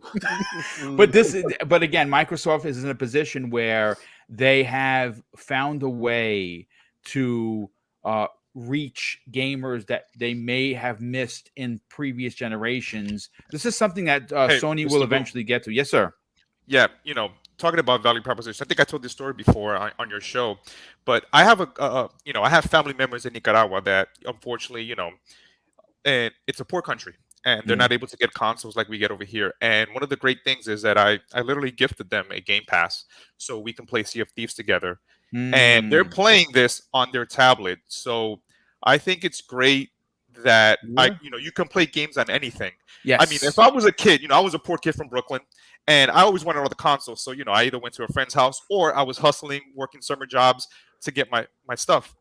And if I had things like Game Pass or even, PS Now, anything like that, any type of service that allowed me to go to another ecosystem and play some of the great games, oh man, I would be there day and date. So it's great that, again, we're going beyond a box to be able to allow people to play. I mean, whatever you have. I've heard that everywhere. Look at Brazil. Brazil has this crazy tax when it comes to imports.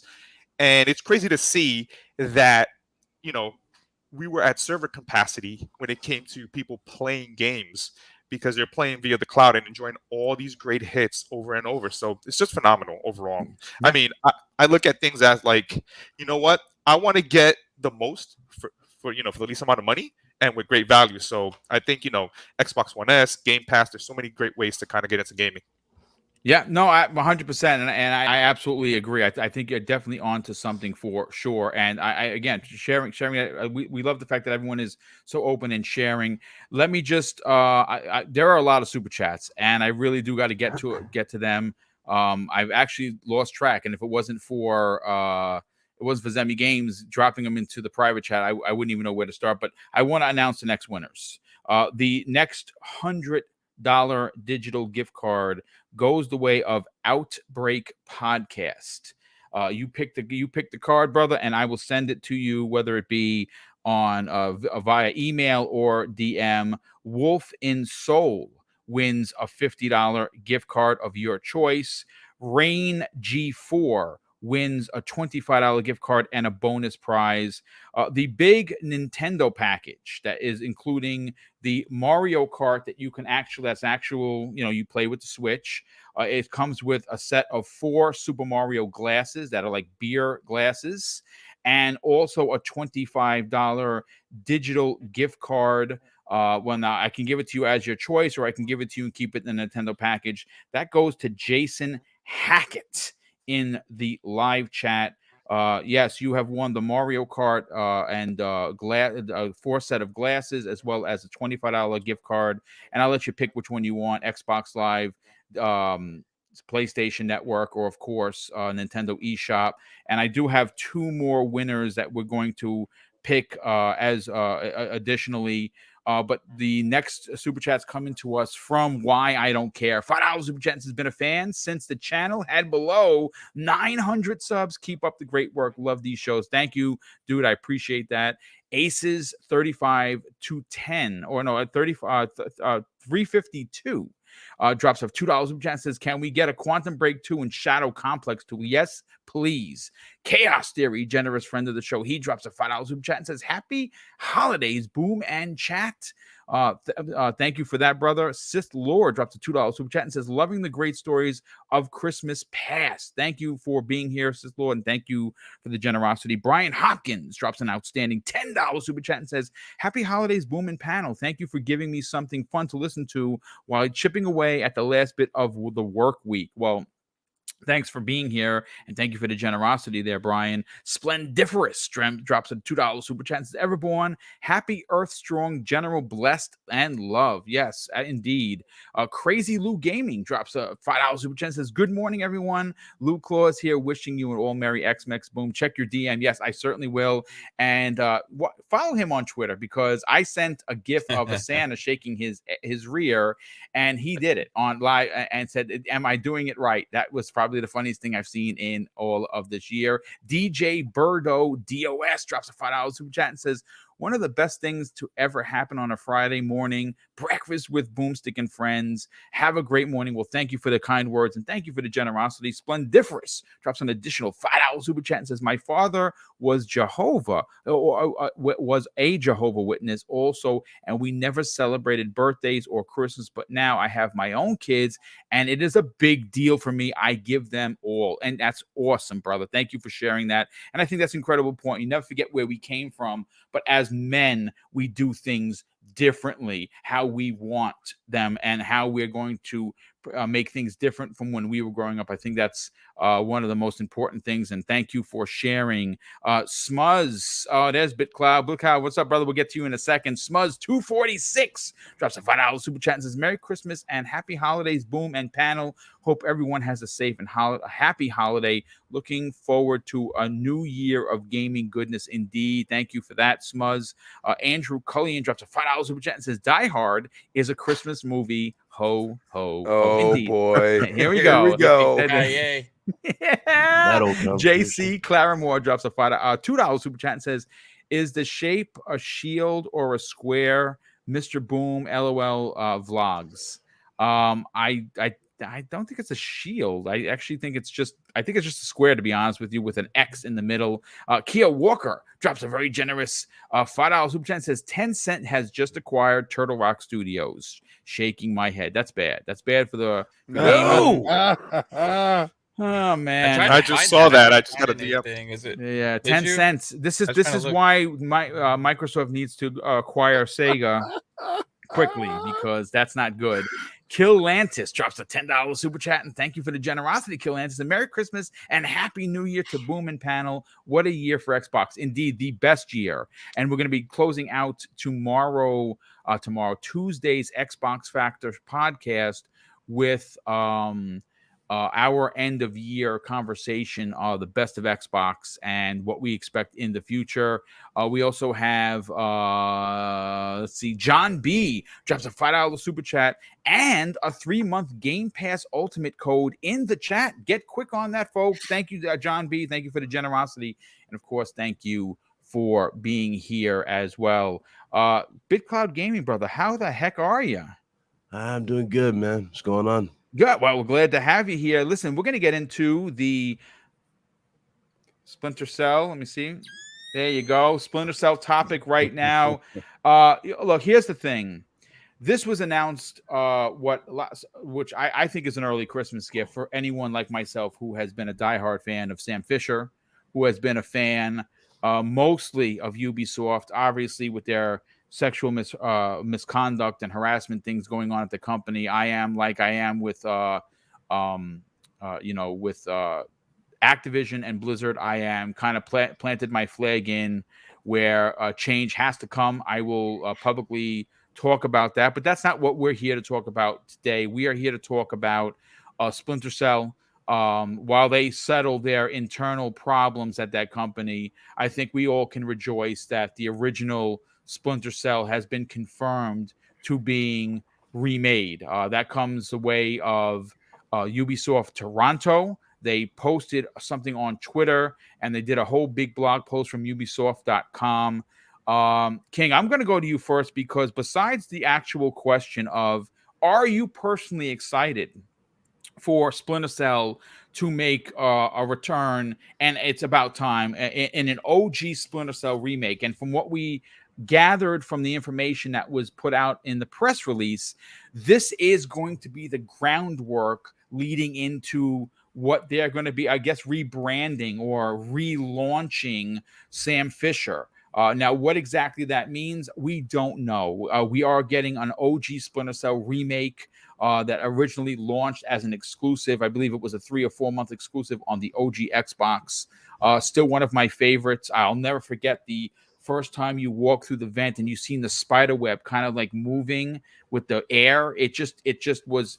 I mean, I sat there and they even had an incredible opening soundtrack for that particular mission. It was unlike anything you've ever seen before.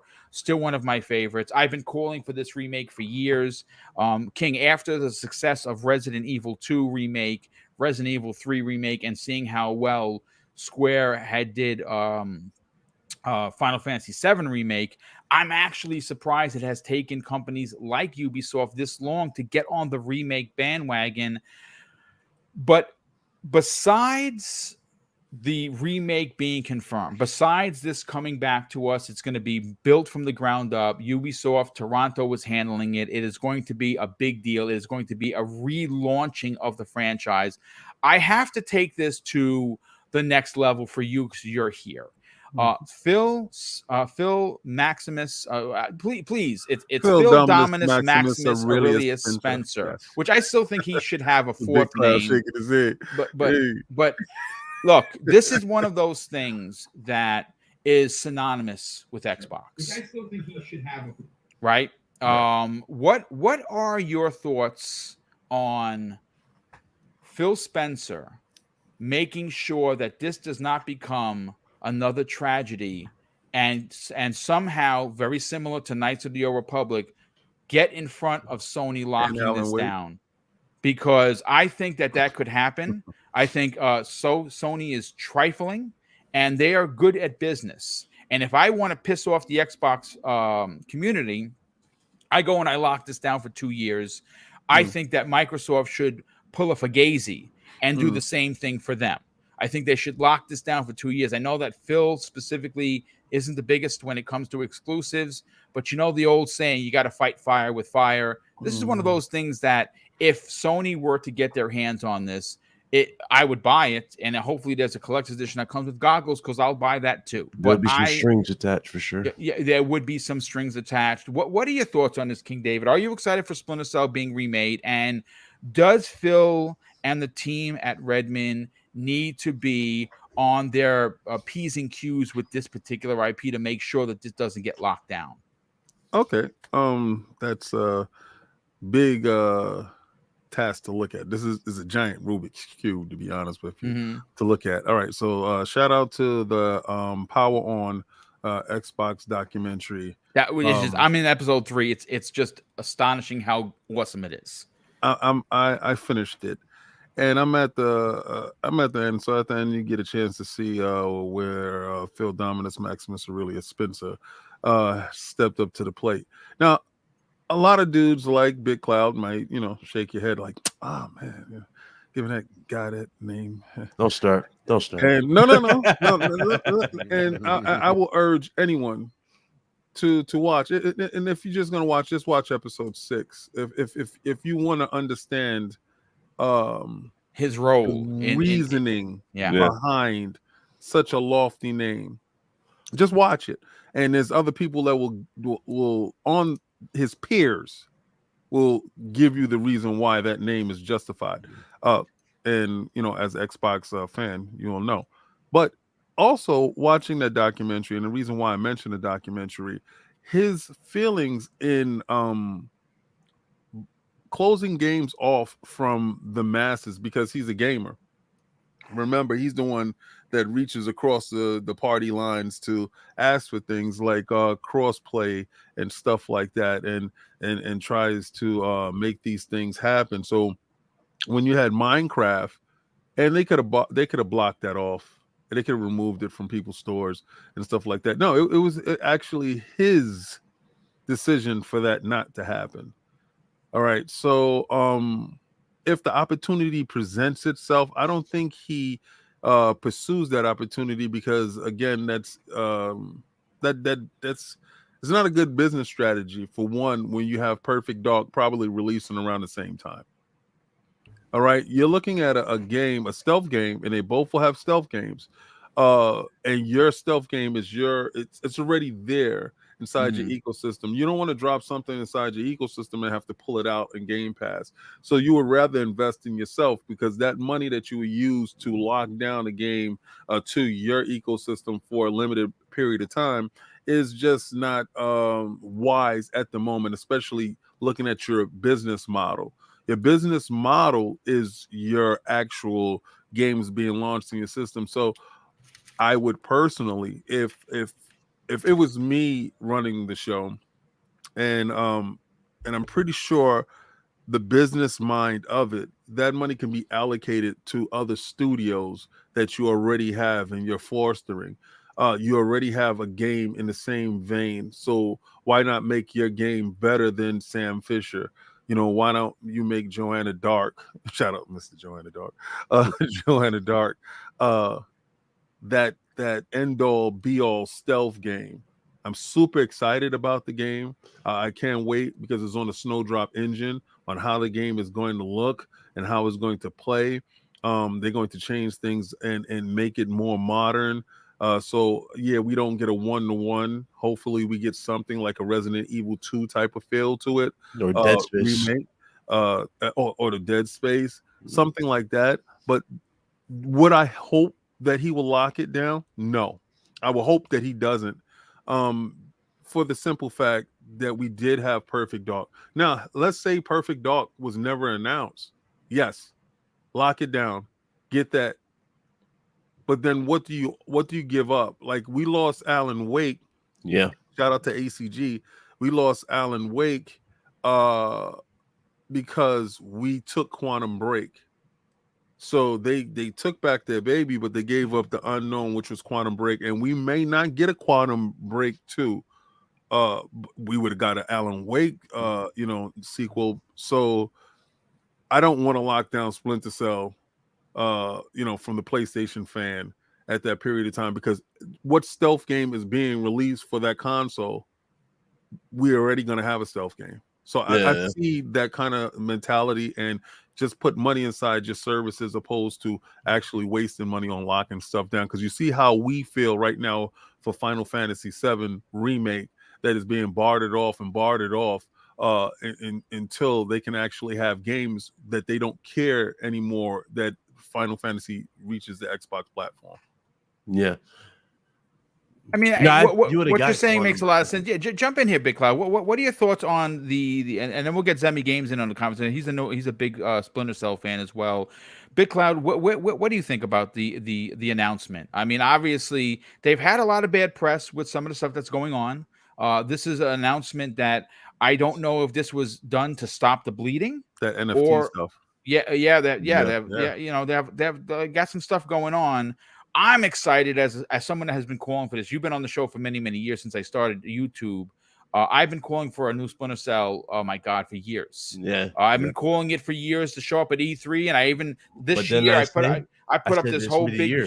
I thought this was going to be the year. I said this is the year of remakes. I did say this is the year of remakes, and when we saw Dead Space, the new engine. Yep. Now we're here with this.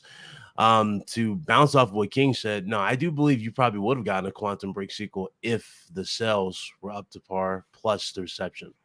Now, if you guys remember my interview with Chris Grinnell, Metacritic plays a big factor in terms of changing the perspective of them really looking at these games. So I do think you probably would have gotten it if it would have made the right impression in a real way. If you go back to just by the way things are with this industry, it really is first impressions are everything. You know what I mean? So, I'm not surprised by that whatsoever. As far as like the Splinter Cell thing, as long as it's not like what we just got from Rockstar and the remasters for the GTA trilogy, if it's not like that, we're good. I think we're gonna be in good. This is a full-on remake of the Snowdrop engine. So and this is like literally from the ground up. Correct. Yeah. Yeah. So this is going to come down for gameplay for, I think, for all of us when we see it at this point, when we eventually get it. So I'm not really worried about anything regarding this game. This is obviously, hopefully they treat this like Resident Evil did with, What Capcom did with Resident Evil 2, where it's a love letter to fans. You give everybody those moments back. You bring it back and you recreate it for the new generation. That's all you have to do. You don't have to go all extra and add additional stuff that's not needed. Just recreate the memory. So yeah, I think it's going to be fine regardless. And yeah, I agree though. I do agree. I don't think they would lock that game down. And it's just the reason why I don't think they would. It kind of goes against their model now of what they're going for. That's what Phil pretty much said. He said he doesn't want to build walls. He doesn't want walls around anything. He just wants a simple way for you to access the content, whether it be console, whether it be PC, or whether it be mobile. And that's basically what it is. And that's any place that can carry the app, be it a PlayStation 5 or PlayStation 4 or Switch. Mm-hmm. And you know, it's like he's still holding on hope for that PS5. He's still holding on because he won't. He's not holding out hope. He's holding out for it, but at the same time, 50 million, that hope will be right over there on that box. I was going to say that the numbers of the installed base is really going to be key. I think you brought that up multiple times. So you said like around 50 million. They said 50. No, they're 30 million now. 50 million is that. 50 million is that number where it's like you'd be dumb not walk to. Away from yeah, the table. yeah, 50. So yeah, I agree. Yeah, it's at that point. And look at the way Sony's acting now with the new Game Pass module. Spartacus. Yeah, it's. Yeah, well, I told you anyway. How long we been talking about that, King? Yeah, but day and date is a thing. See, now I'm glad you're here to talk about that. I actually talked to some people behind the scenes about that, and I would be surprised by the end of this generation we don't see day and date. I think it happens a whole lot faster than people. So yeah. But also that exclusivity stuff, I think that's going to go the way of the dinosaur with PlayStation as well.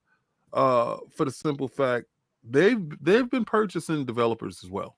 Yeah, they've been making their moves little by little, very strategically. Yep. And yeah, sure, they're not big splashy. They're not big. Deals, They're right. But they're making the right deals at the right time with the right developers.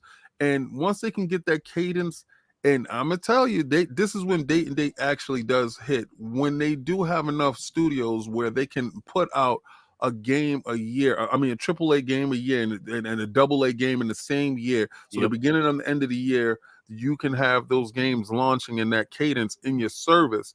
I think those holding stuff down in their ecosystem goes the way of the dinosaur, because they can use that money to infuse into their development houses, their studios. Yeah. So that model is going to change over a period of time, and it's going to mimic the way the model for Game Pass look as they both transition into being apps.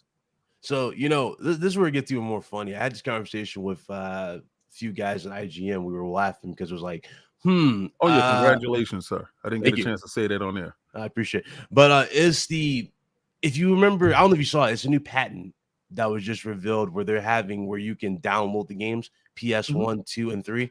Remember how I said multiple times, even on this show, Boom, you can quote me. Streaming is not it. You need to have an option to download the games. 100%. Yes. A lot of people are either on the fence saying, "Oh, I don't want that option," or act like they don't want that option. It's basics here. You need that option. Streaming's not going to be streaming should be, I'll say, a feature, right? Something you can do on the side, sort of thing, right? It shouldn't be your be all end all dependent type of thing. When it comes to quality, streaming's not it when it comes to games. It just at the same time, though, we gotta look at the future, right? Like 10 years from now, what is the streaming tech gonna be like then? But right, ask yourself this, Math.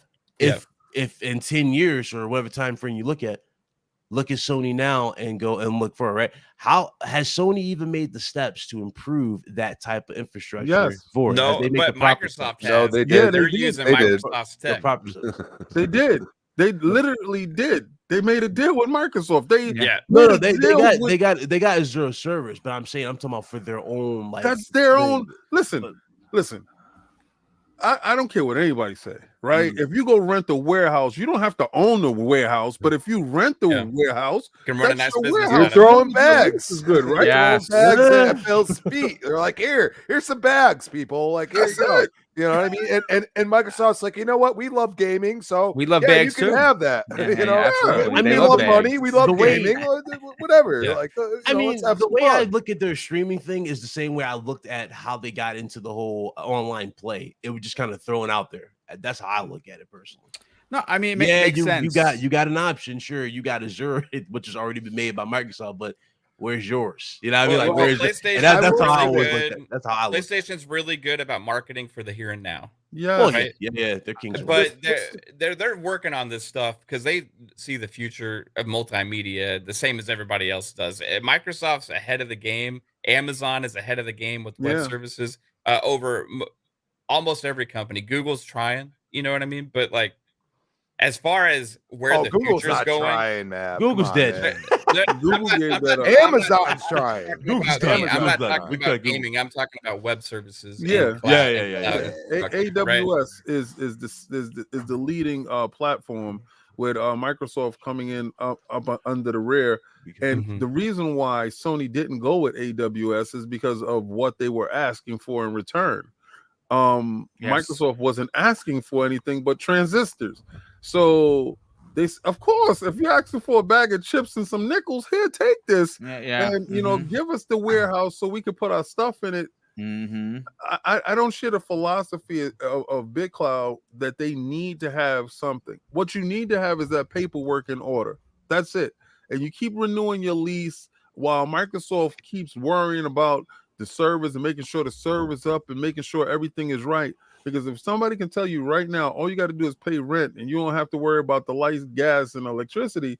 Yeah, I'll just pay the rent and you can worry about all that other stuff. So you basically look at it as them being tenants. Yes, pretty much. That's Yeah, exactly it. Responsible it's on the tenants same too. architecture technically. So I mean, they're using the Series X server blades. I mean, it's AMD technology. It's AMD, yeah. You know, so when they make both have the games- same architecture. I mean, It just said when they that. one make might the be a games, little right? bit higher. They have blanks, they have physics, they have all this stuff that they rent out. So there's a lot of technology that they own that they rent out to other publishers and companies, the devs, to make these games. It's the same thing. You know, Azure servers are there. Why not just rent it out? You're making money. They all do it. Well, back one and hand is forth. washing the other. Microsoft is getting the chips, and Sony's getting the secure servers that even the government is using. Yes. And so it's a win for everyone. But I want to keep this on topic because I want to bring Zemi Games in. But Zemi, before I get to you, brother, Hitman drops a outstanding $10 super chat and says a streaming stick where you can watch HBO Max if Microsoft buys Warner Brothers Discovery and they play some xCloud Groove Music Pass with a family plan. Microsoft Entertainment, one-stop shop for the whole family. That would be something. I still think WB is somewhere in that conversation, but we're not going to get into that. Michael Johnson or Mike Johnson, I keep saying Michael. Mike Johnson drops a very generous $5 super chat, an additional super chat, mind you. Some of my best moments in is his 4 CR TVs back-to-back playing Spies versus Merc. My favorite. Yeah, that was a great mode and needs to come back in a big way, and hopefully they will do that. Starscream 1988, I love that name. He says he drops it at a $20 super chat and says, hey gentlemen, happy holidays to all. Just wanted to say boom, love the show. Thank you very much for that. He says, I got here an hour late, but just heard the whole the whale story, and I loved it. It brought back a lot of happy memories. Thank you, brother. Yeah, that's a G.I. Joe whale. Many children's favorite G.I. Joe vehicle of all time. Zemi Games, let's talk Splinter Cell. How big of a deal is this for you? Can they do it right? I think they can. I'll answer that, but I'll get your opinion on it. I love the fact that they are taking what made Splinter Cell great, and they are rebuilding it from the ground up. This is going to be a Resident Evil 2 type of situation, and they're launching the new Splinter Cell platform from this remake, this reimagining of Sam Fisher. I don't know if Michael Ironside will be a part of this. I say that only because he's getting kind of up there. You know what I'm saying? I don't know how many years. I'd love to say he's going to be around another 20 years, but he's kind of up there. I don't know if he has it in him to do it anymore. What are your thoughts on this remake? Well, I think all around it, I mean, it's a fantastic thing, right? I mean, fans, Splinter Cell fans all around have been chanting, "We want another game, we want another game," for it feels like years, right? Well, it has been years. It doesn't feel like it has been, right? So even though we're not getting that brand new experience, you know what I mean, to broaden the universe, we are getting, a remake, which I think is fantastic. A lot of people, they don't like remakes. Remakes, bore them or whatever it may be. But I definitely differ in that. I absolutely love remakes. As everyone knows, I'm a coward, so I don't play the Resident Evil, remakes. But I do. I absolutely fell in love with the Mass Effect, re-release. The first game was remastered. I'm sorry, it was kind of more of a remake because they added new game features. And then, of course, Mass Effect 2, Mass Effect 3, they were both remastered. The Mafia 1, oh my God, fantastic. So good. And I do differ in Bit Clouds. I believe he was the one that brought up GTA. Those remasters, I actually really enjoy them. I really do. I've only played San Andreas so far, but I haven't experienced any issues that a lot of people are having. I really do love remakes. I think one of the magical things about this is that you're allowing your current fan base to re-experience Splinter Cell in a brand new way, on new hardware, new graphics, all that great stuff. But then you're also allowing the younger generation, the generation that maybe never played Splinter Cell because they just never went back or looked that far back, or maybe they weren't even gaming around the time that Splinter Cell originally came out. You're allowing that generation to also hop in and play these. Yeah, Boom, go ahead for that. Yeah, you heard me just muttered it. First of all, quick story. First, well, let me get to it first. Gotham Guy, who is someone that I met, and we'll get to that story in a second, just drops. It like literally took my breath away because we don't do this for money. We do this for the love of community. Folks, he drops a $100 super chat. Wow, dude. Like, I don't even know what to say. He says, "Merry Christmas, Boom. Hope you and Mrs. Boom are having a wonderful holiday season. I've been on and off of the grid, busy with work, but I still tune into your wonderful show. I hope 2022 brings in a season of change that we can meet at E3 again. I love you guys. And I love you too, brother." And that's the story I'm going to tell, folks. Listen, this is a perfect example of how gaming brings us together. From across races, creed, colors, sexuality, doesn't matter. All of that goes to the wayside. It's people, folks. It is human beings. And this is a story that I'll never get tired of saying. I, thanks to the guidance of my brother, King David, and Lord Cognito, experienced my first E3 in over 40 years of gaming. In E3 of 2019. I did not know what it took to get there. I knew that it was expensive, and I had no idea how I was going to get there.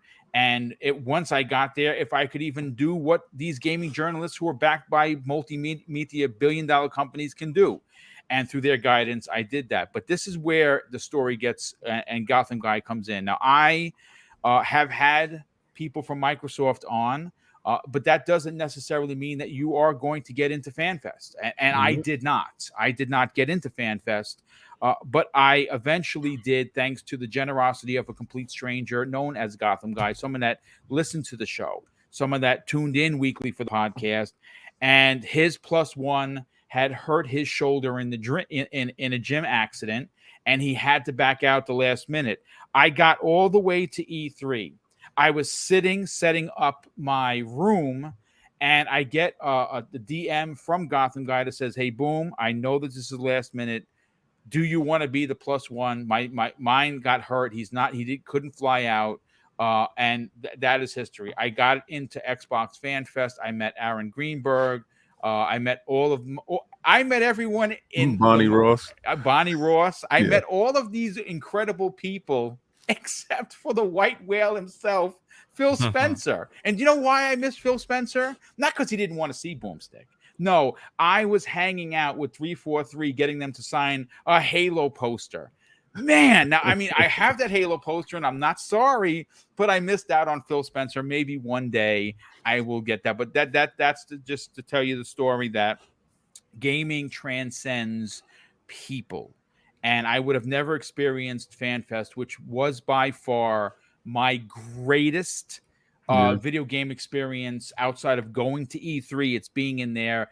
They treat the fans like rock stars. It's just it's incredible. And of course, King, we won't talk about me stealing your very expensive car and just going around the block. I don't see what the problem is. But anyway, you almost crashed it. That was the problem. No, I did not almost crash it, but I did press, and that thing was very powerful. And I did kind of maybe take a corner a little bit too tight. Little rubber left on the road. Yeah, a little rubber. He went them corners too tight. Almost crashed the paint. I'm thinking, all right, so I'm like, boom. If a cop comes right now, just tin them. Yeah, just show your shield. They'll drive right past you. I'm a cop from New York. It is what it is. I'm thinking that, right? Yo, so listen, the cop comes up to the car and tells Boom to move. Boom says, okay. It drops. And I literally did went up the block, made a U-turn, made another U-turn. It was fun. It was fun. But listen, Zemi Games, anything else to add to Splinter Cell's excitement? Yeah, like where I left off is, this is going to allow people from younger generations that may have never played Splinter Cell before to actually jump in and have the access and be able to play it in a really good playable state. Because the way I look at going back to older games is sometimes it's just really, really hard with, the older graphics and so on and so forth. So that's another benefit. As far as should Xbox, jump in and make sure that this is on their platform, should they purchase this as an exclusive game? I don't think so. I don't personally think that Sony is going to jump in and try to grab this either.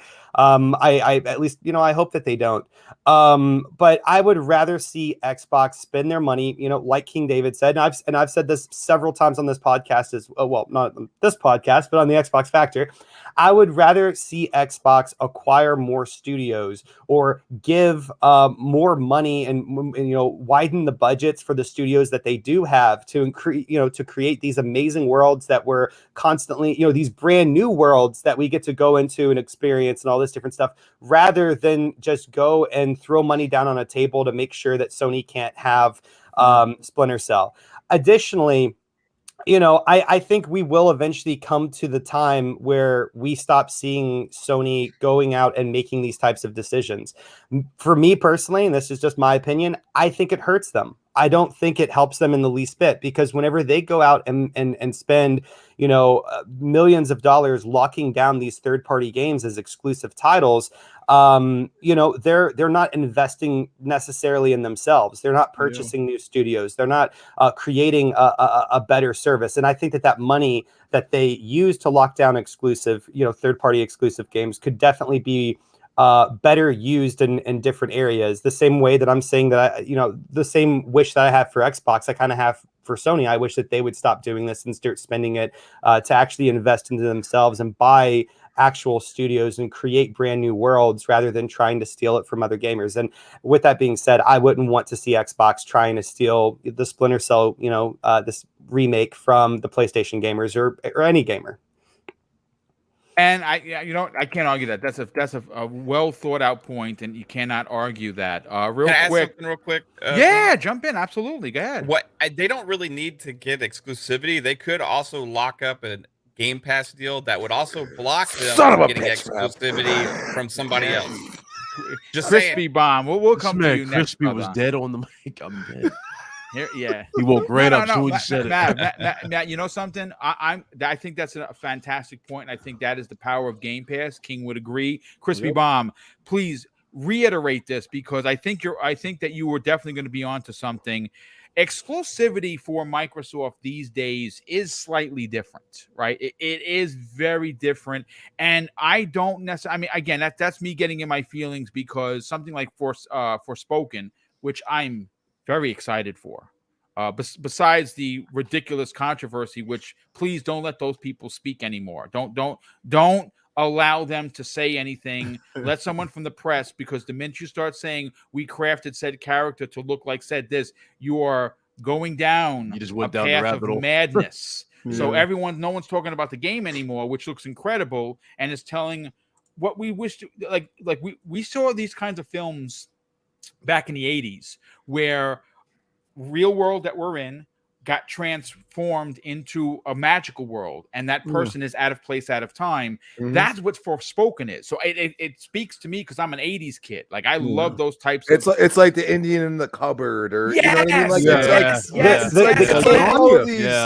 Like Toy Story. I mean, really, I mean, you look at that and it was this magical, and you could relate because the kid's playing with the toys and then the toys come alive. I mean, these are things that, like I actually was really interested in the game, by the way. Like we didn't really talk about it, the whole time. Like everybody's like, I was like, wow, like, I wasn't looking at the graphics and like the downgrade or whatever that bullshit is. I was looking at the premise. I was looking at the premise of the game and I'm like, this looks really cool. And this is something that, I would love to have on Xbox, day one. Obviously, Sony's good like that, and they're like, nah, that's 2 years. 2 years. So, but see again, bring now 2 years and segueing into Crispy Bomb here, Crispy. Xbox Game Pass has become Microsoft's Trojan horse when it comes to exclusives, because they don't have to drop a $20 million bag to lock up a game for 2 years. Because Phil Spencer has an ideology. A lot of people disagree with it. I understand where he's coming from. He wants all gamers to play all games. It's a beautiful way of thinking, and he is getting his way because he's doing things his way. Can't argue that. But what's interesting is what you were about to say is that they don't necessarily need Splinter Cell, and to Zemi Games' point, they don't need it as an exclusive. What they need is to get it in Game Pass. Please, by all means, reiterate that and your excitement for this game that we've all been waiting for. Well, let's be honest for a second. I mean, and it was Mav that really, I was like, damn it, Mav. No. It was Mav for sure. Mav for the hex on the run. It's one of those things where you go and say, everybody wants to say, oh, Phil, oh, you locked down ZeniMax, you did this, like you just want exclusives. No. Okay, he probably looked at ZeniMax Bethesda and said, you lost your founder a few years ago. You're kind of reeling, and I'll give you this option. I nobody was forced to do this. You know what I'm saying? So, ZeniMax Bethesda looked at it and said, we've had a relationship for decades, and you really helped us get into the console business as far as developing games. So how they feel about each other, you could see it when they talk to each other. Like Pete, Todd, and Phil, like you go and watch some of those podcasts they've been on, or the round tables or anything, and they just enjoy each other's time and they listen to each other. They might bust each other's butt, but at the end of the day, they really look at that and say, you got a little point there. So that partnership, like let's just throw that out real quick.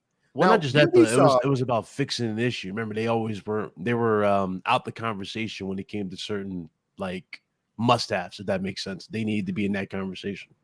Yeah, and that's simple. You know what I mean? Like it's are you going to change your tone? And Microsoft's been doing that. Like go watch The Power On, number one. That's just absolutely tastic. And it's free. You can go watch it on YouTube. Like that's how confident Microsoft is in looking at themselves and saying, this is where we screwed up. This is where we're trying to be better. That point aside, Ubisoft is very known. So Microsoft goes and says, here's how you lock this down real quick. You go and say, okay, 6 months from your launch, you will provide us with day in Game Pass for Splinter Cell. And we will send you this $2 million bag real quick. That's how they lock it down. So no, that's one way that they get money besides launching the game. Also, and this is where my concern is, because you're just hearing about it now. On November 17th of next year, it is 20 years since Splinter Cell came out. Yes. Yep. And I feel like after Halo, what they did, which they had two options, they can go and launch with Series X, or now you hit the 20-year mark, and the success of that, Ubisoft says there might be something here. Now, I'm hoping if they're going for that date, they better be farther in development than we think they are. Oh, they're You know what really I'm saying? early, Crispy. Yeah, They're they- like yeah, starting. they- But They I are. just They're I whiteboarding. get this inkling because it's a remake. I don't want them to half-ass it. And I mean, I'm sorry. Like, I know Zemi, you like. I can't even touch those games. They look almost exactly the same, dude. Like they really do. Like it's, and they did nothing, and they're giving different strokes for different folks, man. Different strokes for well, different maybe it's just because you never played them like as the originals, but I mean, Which yeah, one? there's shine on the car. Talking about the Grand Theft entire Auto. trilogy. Oh dude. no! Like, I all those games that I mentioned, like remakes for it, minus Resident Evil, because I'm a coward. Everyone knows this. All the other ones that I mentioned, though, I have played. I played previously, and I thoroughly enjoyed back in the day. The funny thing is, though, Resident Evil is the closest thing to what we're going to experience with this, because this is almost a reboot more than it is a remake, because you're putting in a brand new engine. It's going to feel completely different. Yes, you're going to have some new story elements implemented in there, but the reason they're I mean, calling it a remake, Mafia 1, like the Mafia 1 remake was really, really, really good. Like, I mean, like completely different graphics, new story content. They updated the controls. I mean, it's very close to that Resident Evil like remake that you're talking about. I think this is going to be even like gonna be what more they're dramatic. creating here. They've even said this is going to lay the foundation for the Splinter Cell franchise. Yes. Yep. It's going to be a jumping off point for a retelling. Yes. Than anything. I think God of War, I'm thinking like, except God of War tells a new story and continues the story. But I'm thinking like they're going back in time to the beginning, but it's going to be a new just bringing it back. It's more of the Resident. So you're thinking like a reimagining, like what Saints Row is, 100%. Except what the Modern Warfare trilogy is. If you read, I am concerned. Ubisoft is not known. Ubisoft is not known for doing this stuff. Be concerned. Yeah, they're not. But go read everything that they said. It's almost too good to be true. Everything that they said. That's the problem. Like, there you go. I mean, right now they have a ton of bad press. Right, a ton of bad press. We're still waiting for good beyond good and evil. Right, and they don't do that. Don't do that. Don't do that. Yeah, got you. But Persia also. Yeah. But again, this game they had in tow, and they were waiting to talk about it, right? Because they were going back and forth with it, and they had other things on deck. A lot of those things fell flat. To bring good cheer, to bring bring up the company morale, to fix the brand, so to say. You go right back to your essence, go back to what you're known for, go back to where your successes were, right? And the biggest success was the originals, right? So you take it right back to that stuff, and they put out the press clipping on that in the tweet, and it's nice. It gives good feelings going forward and hope. Because where there is no hope, but then there's hope, it's a better feel, right? Yes. So we can just only go by what we read. We as the provocateurs, because unless somebody has a journalist degree in here, we are provocateurs. We can continue to talk about what we expect from them because they're listening. Right, because that tweet, that press clipping, that little write up said everything that we wanted to hear. So we keep drumming it in their ears. So when they do go to the drawing board, when they are at the whiteboard, they look over and let's say Resident Evil is looking for a reaction. Is their reference point? Let's just hope Resident Evil Remake is the reference point, because I think that's the way remakes should be. Yeah. Well, I mean, this isn't a Snowdrop. If you're invested into it, you want more, and plus it gets you Snowdrop, excited. but Snowdrop could falter because I mean, basically, it was developed for the Division, the original Division. Yeah, but if you play those Division interior looks incredible. levels in the Division, And you it could looks- just it looks imagine how that could be incredible. turned into like. But it was something also developed as a mass multiplayer technically. So Yeah. that's where I'm concerned, because you go and look at EA and what they did. You know what I mean? Like Frostbite, dude. People were like, dude, this is not how we do. Like, it only took Jedi Fallen Order I say, to finally EA got a little bit of realize, breathing ground with Jedi Fallen Order. you know, that's where and the Mass Effect. That's why Vince is so up there right now. No, it's true. Because he was 100%. like, nah, we're using Unreal. I don't Vince care. is up there because he made Apex. Well, all right, let's okay, that's a good point. He made Apex, and they said, you know what? You made a wine out of water. Let's go.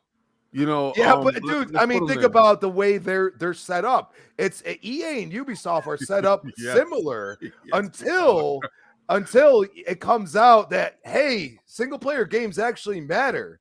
And that's one of those things. Like that's where my concern is, because at the end of the day, it's like I want what I experienced so long ago. I mean, 20 years, people.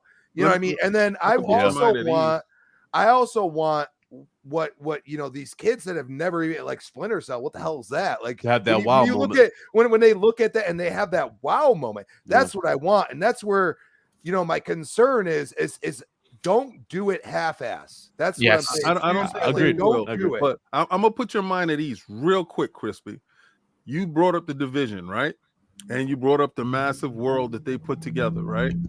Imagine playing Spies versus Mercs, not just limited to 2 versus 2. That would be dope. All right, in that one world. And remember when you had to do the extraction, and then the spies will come down, and they were hard as hell to get, and you had to listen to what you're saying. That's the funny thing is Splinter Cell literally has made Ubisoft what it is. They have implemented so many things because of what Splinter Cell did as a single player game into their multiplayer.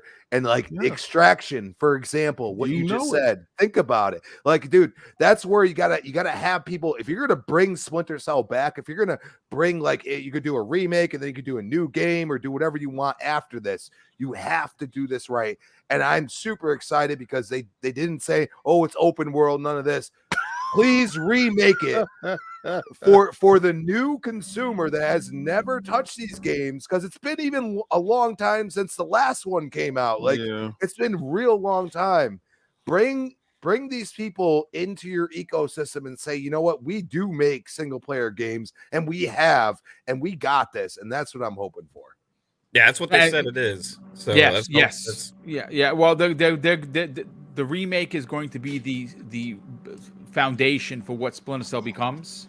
Yeah. So this is why Vancouver and some of their other more popular studios are probably working on that. Whereas obviously this is being done by someone that's normally not in the conversation. And I like that. Let them remake it and let them use this as a retelling point of Sam Fisher.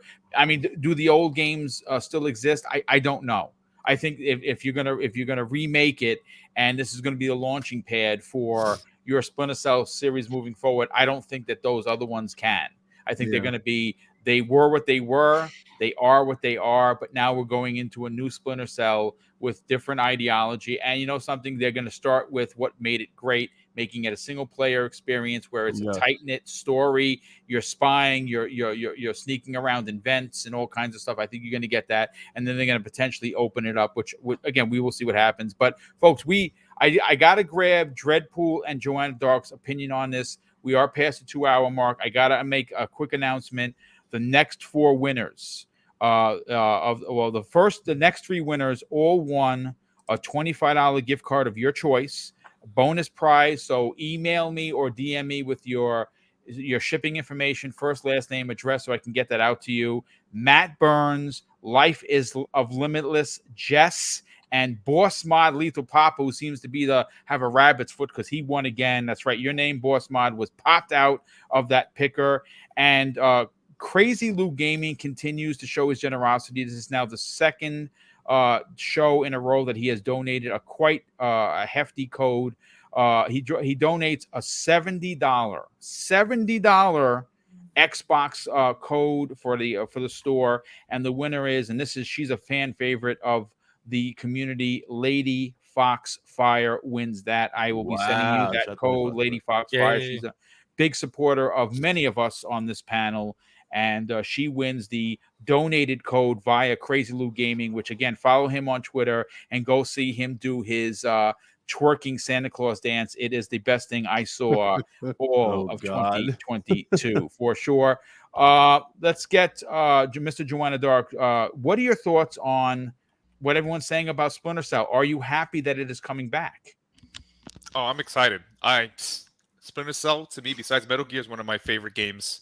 I just remembering when they I think it was the second one when they showed the weather effects and they were showing like you can cut through the actual cloth. I was just like, wow. Yeah. And I think everyone here made a great point. As long as I don't get the N-Gage version of Splinter Cell, I'm fine with that. You remember that? And yes, oh my god, I had an N-Gage, so trust me, I remember those horrors. I just think, I have a question for the panel. Do they go with Michael Ironside voicing Sam Fisher, or if this is an introduction to a new generation? I love Mike, but he's getting up there, brother. The cat that did Sam Fisher's voice for Rainbow Six as one of the agents was really good. Like, honestly, really good. I'm not a Rainbow Six dude. I never have been. But his portrayal of Sam Fisher was pretty on point. I said I love Michael Ironside, but man, he's getting up there. Know. You might be surprised though. That's true. I mean, Nathan Hale voice. Wasn't he having some health issues, and that's the reason I'm bringing this up. He was, and he might still be. So the problem is he's never going to always be Sam Fisher. You know what I mean? He will always be from the past Sam Fisher to us. That's a good point. But at some point in time, he's going to have to get replaced. I mean, look at Captain America. Yep. Yeah. It gets replaced. It's just, it is what it is. And this is life. But us as fans, we cling on to this stuff. And, do we want to replace him? No, we want him to live on forever. And we want our children to learn of Splinter Cell and remember the same love that we have for Michael Ironside as Sam Fisher. It's just, we gotta be realistic. If he's going to be there, great. If he's not, we can't just sit there and be like, well, that's not Michael Ironside. Screw this game. Yeah. It's going to be like that at some point in time. Yeah, I hope they keep what made Splinter Cell great. I remember replaying those levels and those intense moments when you're in a pipe and the enemy's coming through. And of course, maybe bring some of those things that you've learned from Assassin's Creed a little bit, again, shout out to Metal Gear. Take some of those elements that worked for those stealth games and kind of put it into Splinter Cell. On the exclusivity part, I'm a true believer that if you have deficiencies in your catalog or your portfolio, find studios to kind of make those games. I don't think you need to lock anything down. I think continue to invest in Game Pass. Mistwalker, I would love for a deal with Mistwalker to bring back maybe something like Lost Odyssey or even just like Ubisoft. I'd love to see that remade, dude. Honestly, that would be a monster. People have been calling for that remake for years.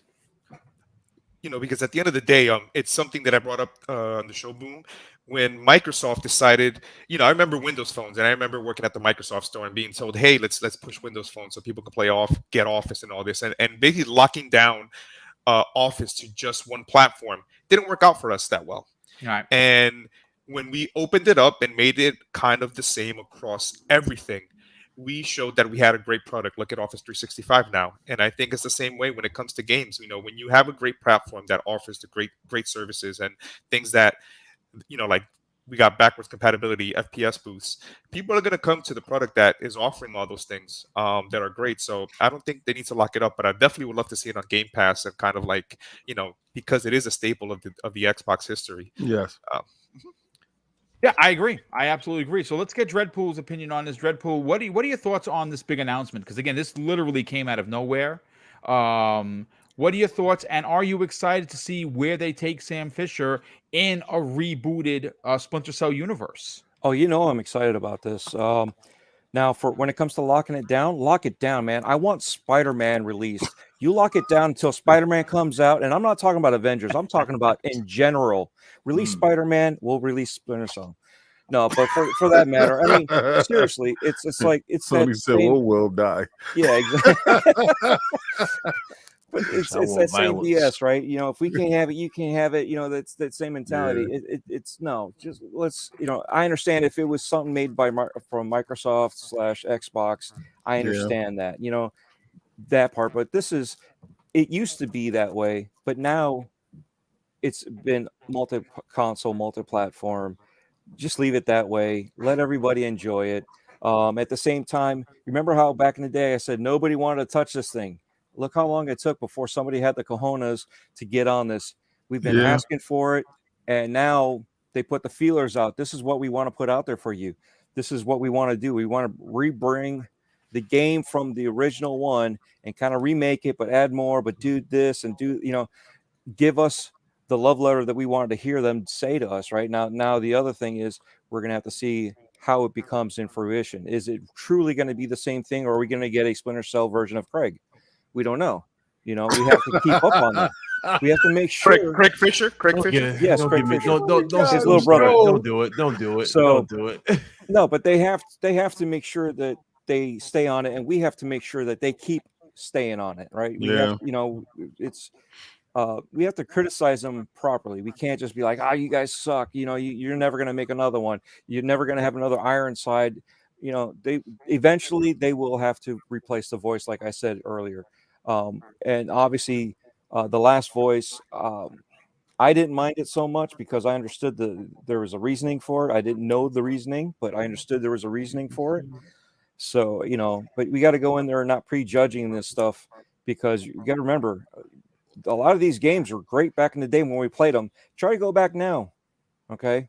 Try to go back now. And they're terrible. Remember, they're terrible. Kotor is one of my favorite games ever. And I tried doing it. I couldn't do it. So definitely quality of life has to happen with these games. Sure. 100%. Yeah. I tried to go back and play the original Splinter Cell that I absolutely loved. Thought it was amazing, and I was like, "Wow, right? This is now imagine this is hard. This is tough." Now imagine how we used to play and remember all that, and having the quality of life with the games that we have now, with HDR, with ray tracing, with headphones that actually that you can hear walking FPS. steps and all kinds of stuff. Yes. Yeah. Mm-hmm. So now imagine those possibilities. So the potential is there that this game will reboot the whole franchise from the ground up again.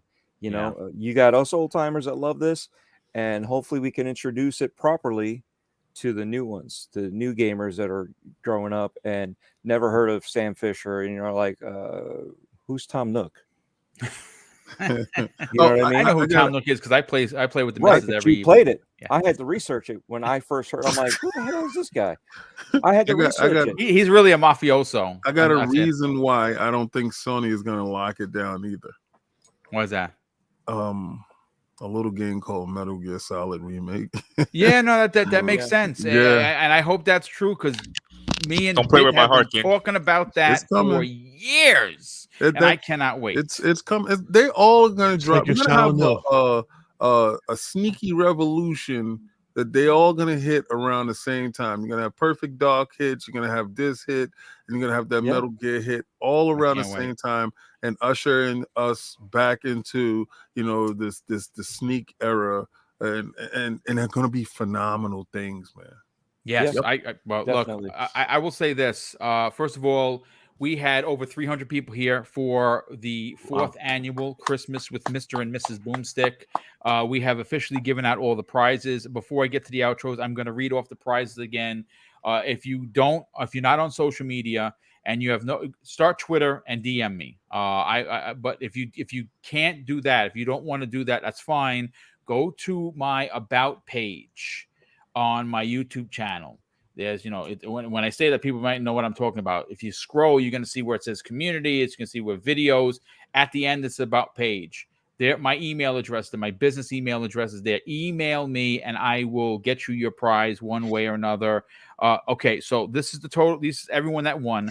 Awful Grim of Twitter won the Content Creators Starter prize pack. Big Bad Mo wins the $100 gift card of your choice. Sin wins the $50 gift card. Captain Thresher and Jason Vargas, who I've been in contact with them, they both also they win the $25 gift card with a bonus prize, which of course you're going to be very happy when you get that. Outbreak Podcast is the $100 gift card winner. Wolf and Soul won the $50 digital gift card of your choice. Rain G4 wins a $25 gift card and bonus prize. Jason Hackett wins the big Nintendo package that comes with the Mario Kart RC Racer that you can use with the Switch. It comes with a set of Super Mario glasses, a set of 4, as well as a $25 gift card of your choice. And the other winners come in at Matt Burns, Life of Limitless Jess, and Boss Mod Lethal Papa. All have won $25 gift codes of your choice. And Lady Foxfire, friend of the community, has won a $70 gift card to Xbox, courtesy of our good friend Crazy Lou Gaming. So thank you. Congrats to all of the winners. We also had a couple super chats come in. Splendiferous dropped a $2 super chat. Says, you guys are on high octane this morning. Great points. Thank you. Biggie Butters drops a very generous $20 super chat. Says, 'tis the season for giving. I just wanted to give you a little something back for providing us with hours of fantastic content throughout the year. I wish you and Mrs. Boomstick a very Merry Christmas. Well, thank you, Biggie. Definitely appreciate the very kind words, the extreme generosity, and of course your support by listening.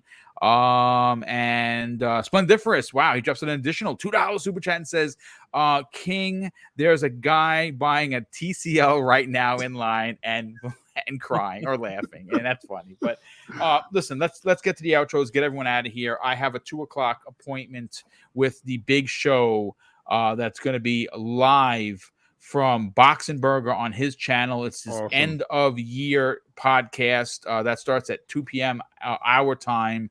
And I believe it's 8 p.m. his time. So I'll be back, but I have some running around to do. We'll start with Zemi Games. Zemi, thank you for being here, brother. You weren't feeling well, but you still managed to be here. Tell everyone where they can reach out to you on social media, but also about your incredible YouTube channel known as The Constant Gamer. Yeah, absolutely. So YouTube channel, as you just said, Boom, is called Constant Gamer. I post a bunch of gaming related content, gaming news, reviews, some theory videos. So definitely jump over there, check it out, watch some videos. And if you like what you see, hit that subscribe button. You guys can also follow me on Twitter at Zimmy Games.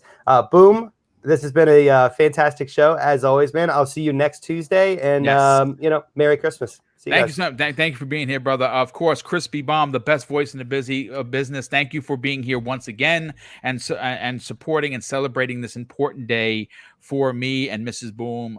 Giving back is something we enjoy doing, and having you on this program is special. Tell everyone, what are the shows you're on, and where can people reach out to you and talk to you on social media? Well, Merry Boom-miss, everyone. I mean, come on. Always awesome to be here. It always happens. I mean, 3 years in a row, it's just crazy. And just the way you give back to the community is just incredible. And thank you, sir. Shout out to you, sir. At Chris Bomb on Twitter, Chris Bomb 28, Xbox Live. Honestly, I don't know what's going on for the next 2 weeks. Probably after Christmas, you might see me, but just check out my Twitter. I will gladly be announcing if I'm on a show or anything, because at the end of the day, people want rib roasts, and guess who's cutting them for them? So you are cutting them. I'll tell you right now, I already got a few cuts in my hands from tying them, and it's already been fun. So it's gonna be a tiresome next 2 weeks. So I'll try to be on whatever show I can be. Let's put it that way. Well, listen, it makes sense why you are so good at cutting people with chainsaws and gears, because you're a butcher in real life. Well, there you go. Now we officially put it together. Lord King David, you guys have been absolutely killing it at the Iron Lords podcast. Well-deserved accomplishment, well-deserved accolades. It took a long time to get there, but guys, put your nose to the grindstone, and you got there. And, man, we're seeing you guys explode on the scene. Tell everyone about lordsofgaming.net, the Iron Lords podcast on Sunday, the King of Statues podcast, as well as what else you got going on? Well, first and foremost, I want to thank Zenny. I want to thank Crispy Bomb, Big Cloud, Mav, Joe in the Dark, Dreadpool, everybody that actually tuned in and watched and shared and just spend time here with us. If you stayed for a little bit and you're going to watch later on, or if you stay for the whole show, you guys are the lifeblood. And definitely want to thank Mr. BoomStick and Mrs. BoomStick. You guys are a pillar of the community. Thank you, sir. You rocked with us when we were nothing, and we are still nothing. We're still grinding. We're all working, brother. We're all working. Put our head down and go right back. We got PAX East coming up. But on Sunday, you can catch me at Iron Lords Podcast, Sunday at 11 a.m. That's the last time for 11 a.m. And then we're going on our 2-week hiatus, and we'll be back at 1 p.m. Eastern Standard Time. I cannot wait for that so I can get some actual rest, because sometimes you see me off for 24 hours, no sleep. And King of the Statues is coming. I'm changing the format of the show. So these wonderful statues that you do get to see, it's going to be a live interactive game show where I'm going to have you guys calling in and interacting at a level that you haven't seen on YouTube yet.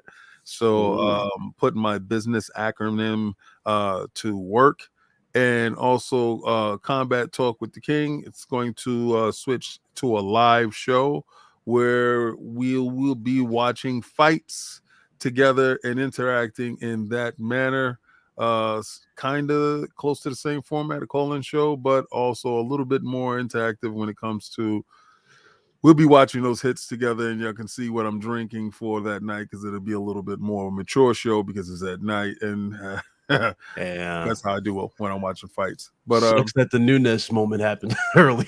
Listen, that would have been a dope moment. I'm just saying that was beautiful to see, because I said it was happening when I was watching it. My wife was watching it with me. But you can catch me on Twitter. All in Pina? Oh, okay. Yeah. King David OTW.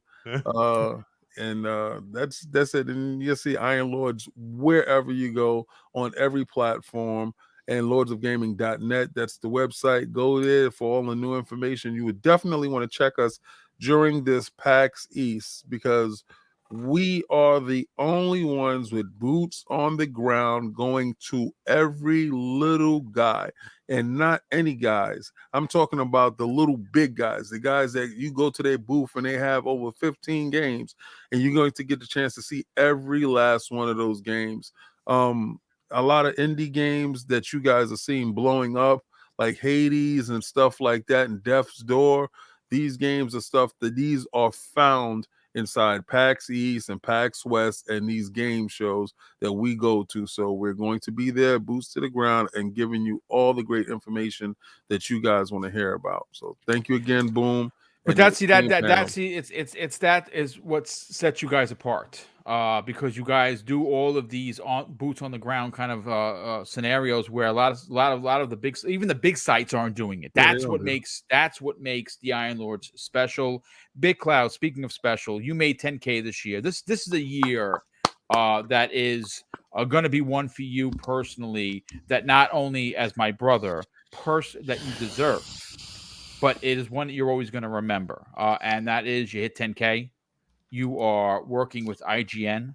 Your show is being watched by many thousands of people. By all means, sell your brand. Tell everyone where they can find BitCloud Gaming, what else you got going on, and where can people subscribe to the incredible YouTube channel. Yeah, my apologies for being late. Yes, meeting on the side, but seriously, shout out to you. Everything that's happening for your channel, Boom.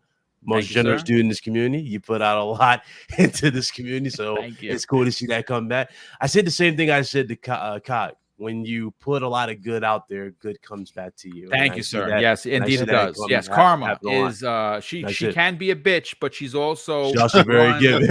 She's also one that rewards. When you do good does come back to you. That is correct. Yes, absolutely. Zimmy, Crispy, Joanna, Dreadpool, and of course my brother King David. It's always a pleasure. It's funny you said people watching now. So it was great. I told Blaze this and he was blown away. But I had a 30-minute conversation with Norman Reedus. Nice, dude. Yes, wow. We were setting stuff up. So it's just crazy how much has happened within a year and with the channel outside. And I appreciate King for what he said in the DM when I told him the good news, and I appreciate that. I really do. But it's been one hell of a year. I'll put it like that. We do have the show today, RHD Podcast, my channel, 5 p.m. EST. No crazy guests today. No crazy guests. It's going to be me and the homie Blaze 4K, actually, giving you that proper gaming news, how we usually do it in our format. And next, we're going to end the month off on a high note. Next week, we're going to be joined by the voice of Die Hardman from Death Stranding, Tom Euro Jenkins. So we're gonna have a cool show. Dude. So great. We're gonna do that in the month. But yeah, Nice. it's been fun. Shout out to everybody in the chat. If you guys want to follow me, it's Big Cloud Gaming everywhere. And yeah, enjoy your weekend. Thank you. Well, thank you, brother. Definitely, thank you and appreciate. And again, of course, your success is well deserved. That is for sure, Mr. Joanna Dark, brother. Please, by all means, talk about your podcast, which is growing. Right, you do a weekly show, which is interesting, and and you know what? Talk about where could people reach out to you and strike up a conversation on social media. First, I want to say, Boom, thank you. You're the first one that, I reached out to you via DMs and said, hey, you know what? I would like to come on the show and kind of just hang out and talk games. So I appreciate always what you do for the community. My pleasure, brother. And everything here. It's a pleasure as well with this panel today. Zemi Games, Crispy Bomb, Big Cloud, Dreadpool. And of course, it's an honor to even be on this podcast with King David, which I listen to every weekend along with the Iron Lords. If people want to find me, they can find me at big_nboss on Twitter. And great name, by the way. Great name. I didn't know what to do. I said, you know what? Let me reference it after Big Boss from Metal Gear, which I'm a big fan of. And then I am also on the Nickel Gaming Show along with Albert and Jazz, which are two of my colleagues. Yes. Where we talk about games. It's just kind of geek out on, why we love the Xbox platform and why we love working at, Xbox overall. And then in 2022, I'm teaming up with Sour Blow Gaming and Crazy Yes, talk about that. The Xbox International. Yes. And Brian Hopkins, just a couple of dudes that are passionate from different parts of the world, as well in the country, and just want to reach out also as well to other communities, especially in the Hispanic community. Yes. Want to make sure that we bring, gaming news and everything. So overall, it's exciting. This is exciting to just talk about games. I'm kind of just pursuing what I always wanted to do. And I finally, kind of had the courage to just come on camera and just be a fool. That's right. Nothing wrong with that, brother. You're doing it. You don't know the water is cold until you jump into the pool. That's right. Yeah, and like I said, I give it to all the podcasts I listen to and see how great they are, and kind of say, hey, you know what? Let me take some notes of what the people have been doing before, and just my whole overall goal is just to kind of have fun and be able to sit down and kind of on a show and just discuss what I love the most, which is gaming. Yeah, and we're happy to have you. And it was my pleasure to bring you on, and you will obviously continue to come back. You bring a lot to the community, and we're happy to have you. We're happy to have the knowledge of what you have done in gaming and brought to the podcast each and every time that you're on. And last and no way least, Dreadpool, we know that you were running late due to work, but we're happy to have you a part of the 4th annual Christmas with Mr. and Mrs. Boomstick. By all means, brother, talk about breaking bread with Dread, and where could people reach out to you on social media? I will. And first and foremost, as always, this is the time of season. If you need to reach out to somebody, my DMs are always open. I may not know what to say, but at least I'll be there to listen to you. And I'm sure everybody else here would say the same thing. So that being said, Boom, you forgot one of your prizes. You forgot to read the ultimate prize, who won today. And that was me. I get to be here every time with these fine gentlemen. Thank you, and sir. The fine chat that's here every time. So appreciate you guys. That's $20 a month, by the way. Yes. Yeah. Well, yeah. You're paying for it. Money bags. So no, congrats to the winners today. You can find me at linktree.com/Dreadpool. It's got all the links to everything that I do, the merch, everything. Wednesday nights, Gaming Beyond the Box, and then we do other skits and stuff like that. Creator feature. We got one coming up in January. I'm trying to do a Breaking Bread before the end of the year, so we'll do like hopefully an end of the year wrap up, or at least have some sort of audio for that, even if it's not a actual Breaking Bread. So look forward to having you guys check that out when that happens. Yep. I'm drawing a blank now. But no, seriously, I appreciate you guys. Well, Everybody we appreciate you. I know panel. we know that you work hard. You know, you work overnight, so we're happy to have you here each and every Friday. And when you're late, it doesn't matter because at least you're here and you are talking about what you know and love, and that is video games. And folks, that is going to do it for the 4th annual Christmas with Mr. and Mrs. Boomstick. A big congratulations to, of course, everyone that won. And those codes I will be going out later this afternoon. I will be reaching out to everyone who I haven't already spoken to while I was doing the show live, getting your mailing address. If you got a physical prize, I will get it out to you. It will be coming via FedEx. We pay all taxes and all shippings. You just have to give us your address and you get the prize. And like I said, just bear with us because it's just me now. I am literally going to do a 2:00 show because I promised Boxenberger I would be there. I literally have to run from here to go do something holiday family related, run back, then run to get Mrs. Boom. So later this afternoon, I will be sending everyone their gift codes and giving you over the weekend. I'll be shipping everything out or try. Like I said, worst case scenario, everything goes out Monday morning and you probably get it for Christmas because, again, I am using FedEx. But thank you so much for making this another successful day.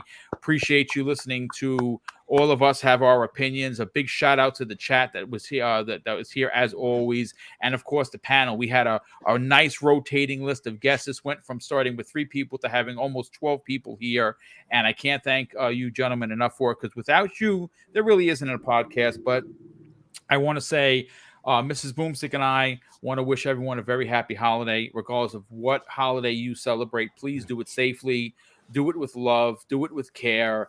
And of course, I'll close out the show with something that is important to me. Hopefully one day it'll be important to you. And that's something that my hero, my father, taught us when we were kids. And he said, son, treat others how you want to be treated. And also, it doesn't cost anything to be nice. You live by those rules. And I can guarantee you're going to have an awesome day. So take care, everyone. Happy holidays. And we'll see you next year on the newest episode of Breakfast with Boom.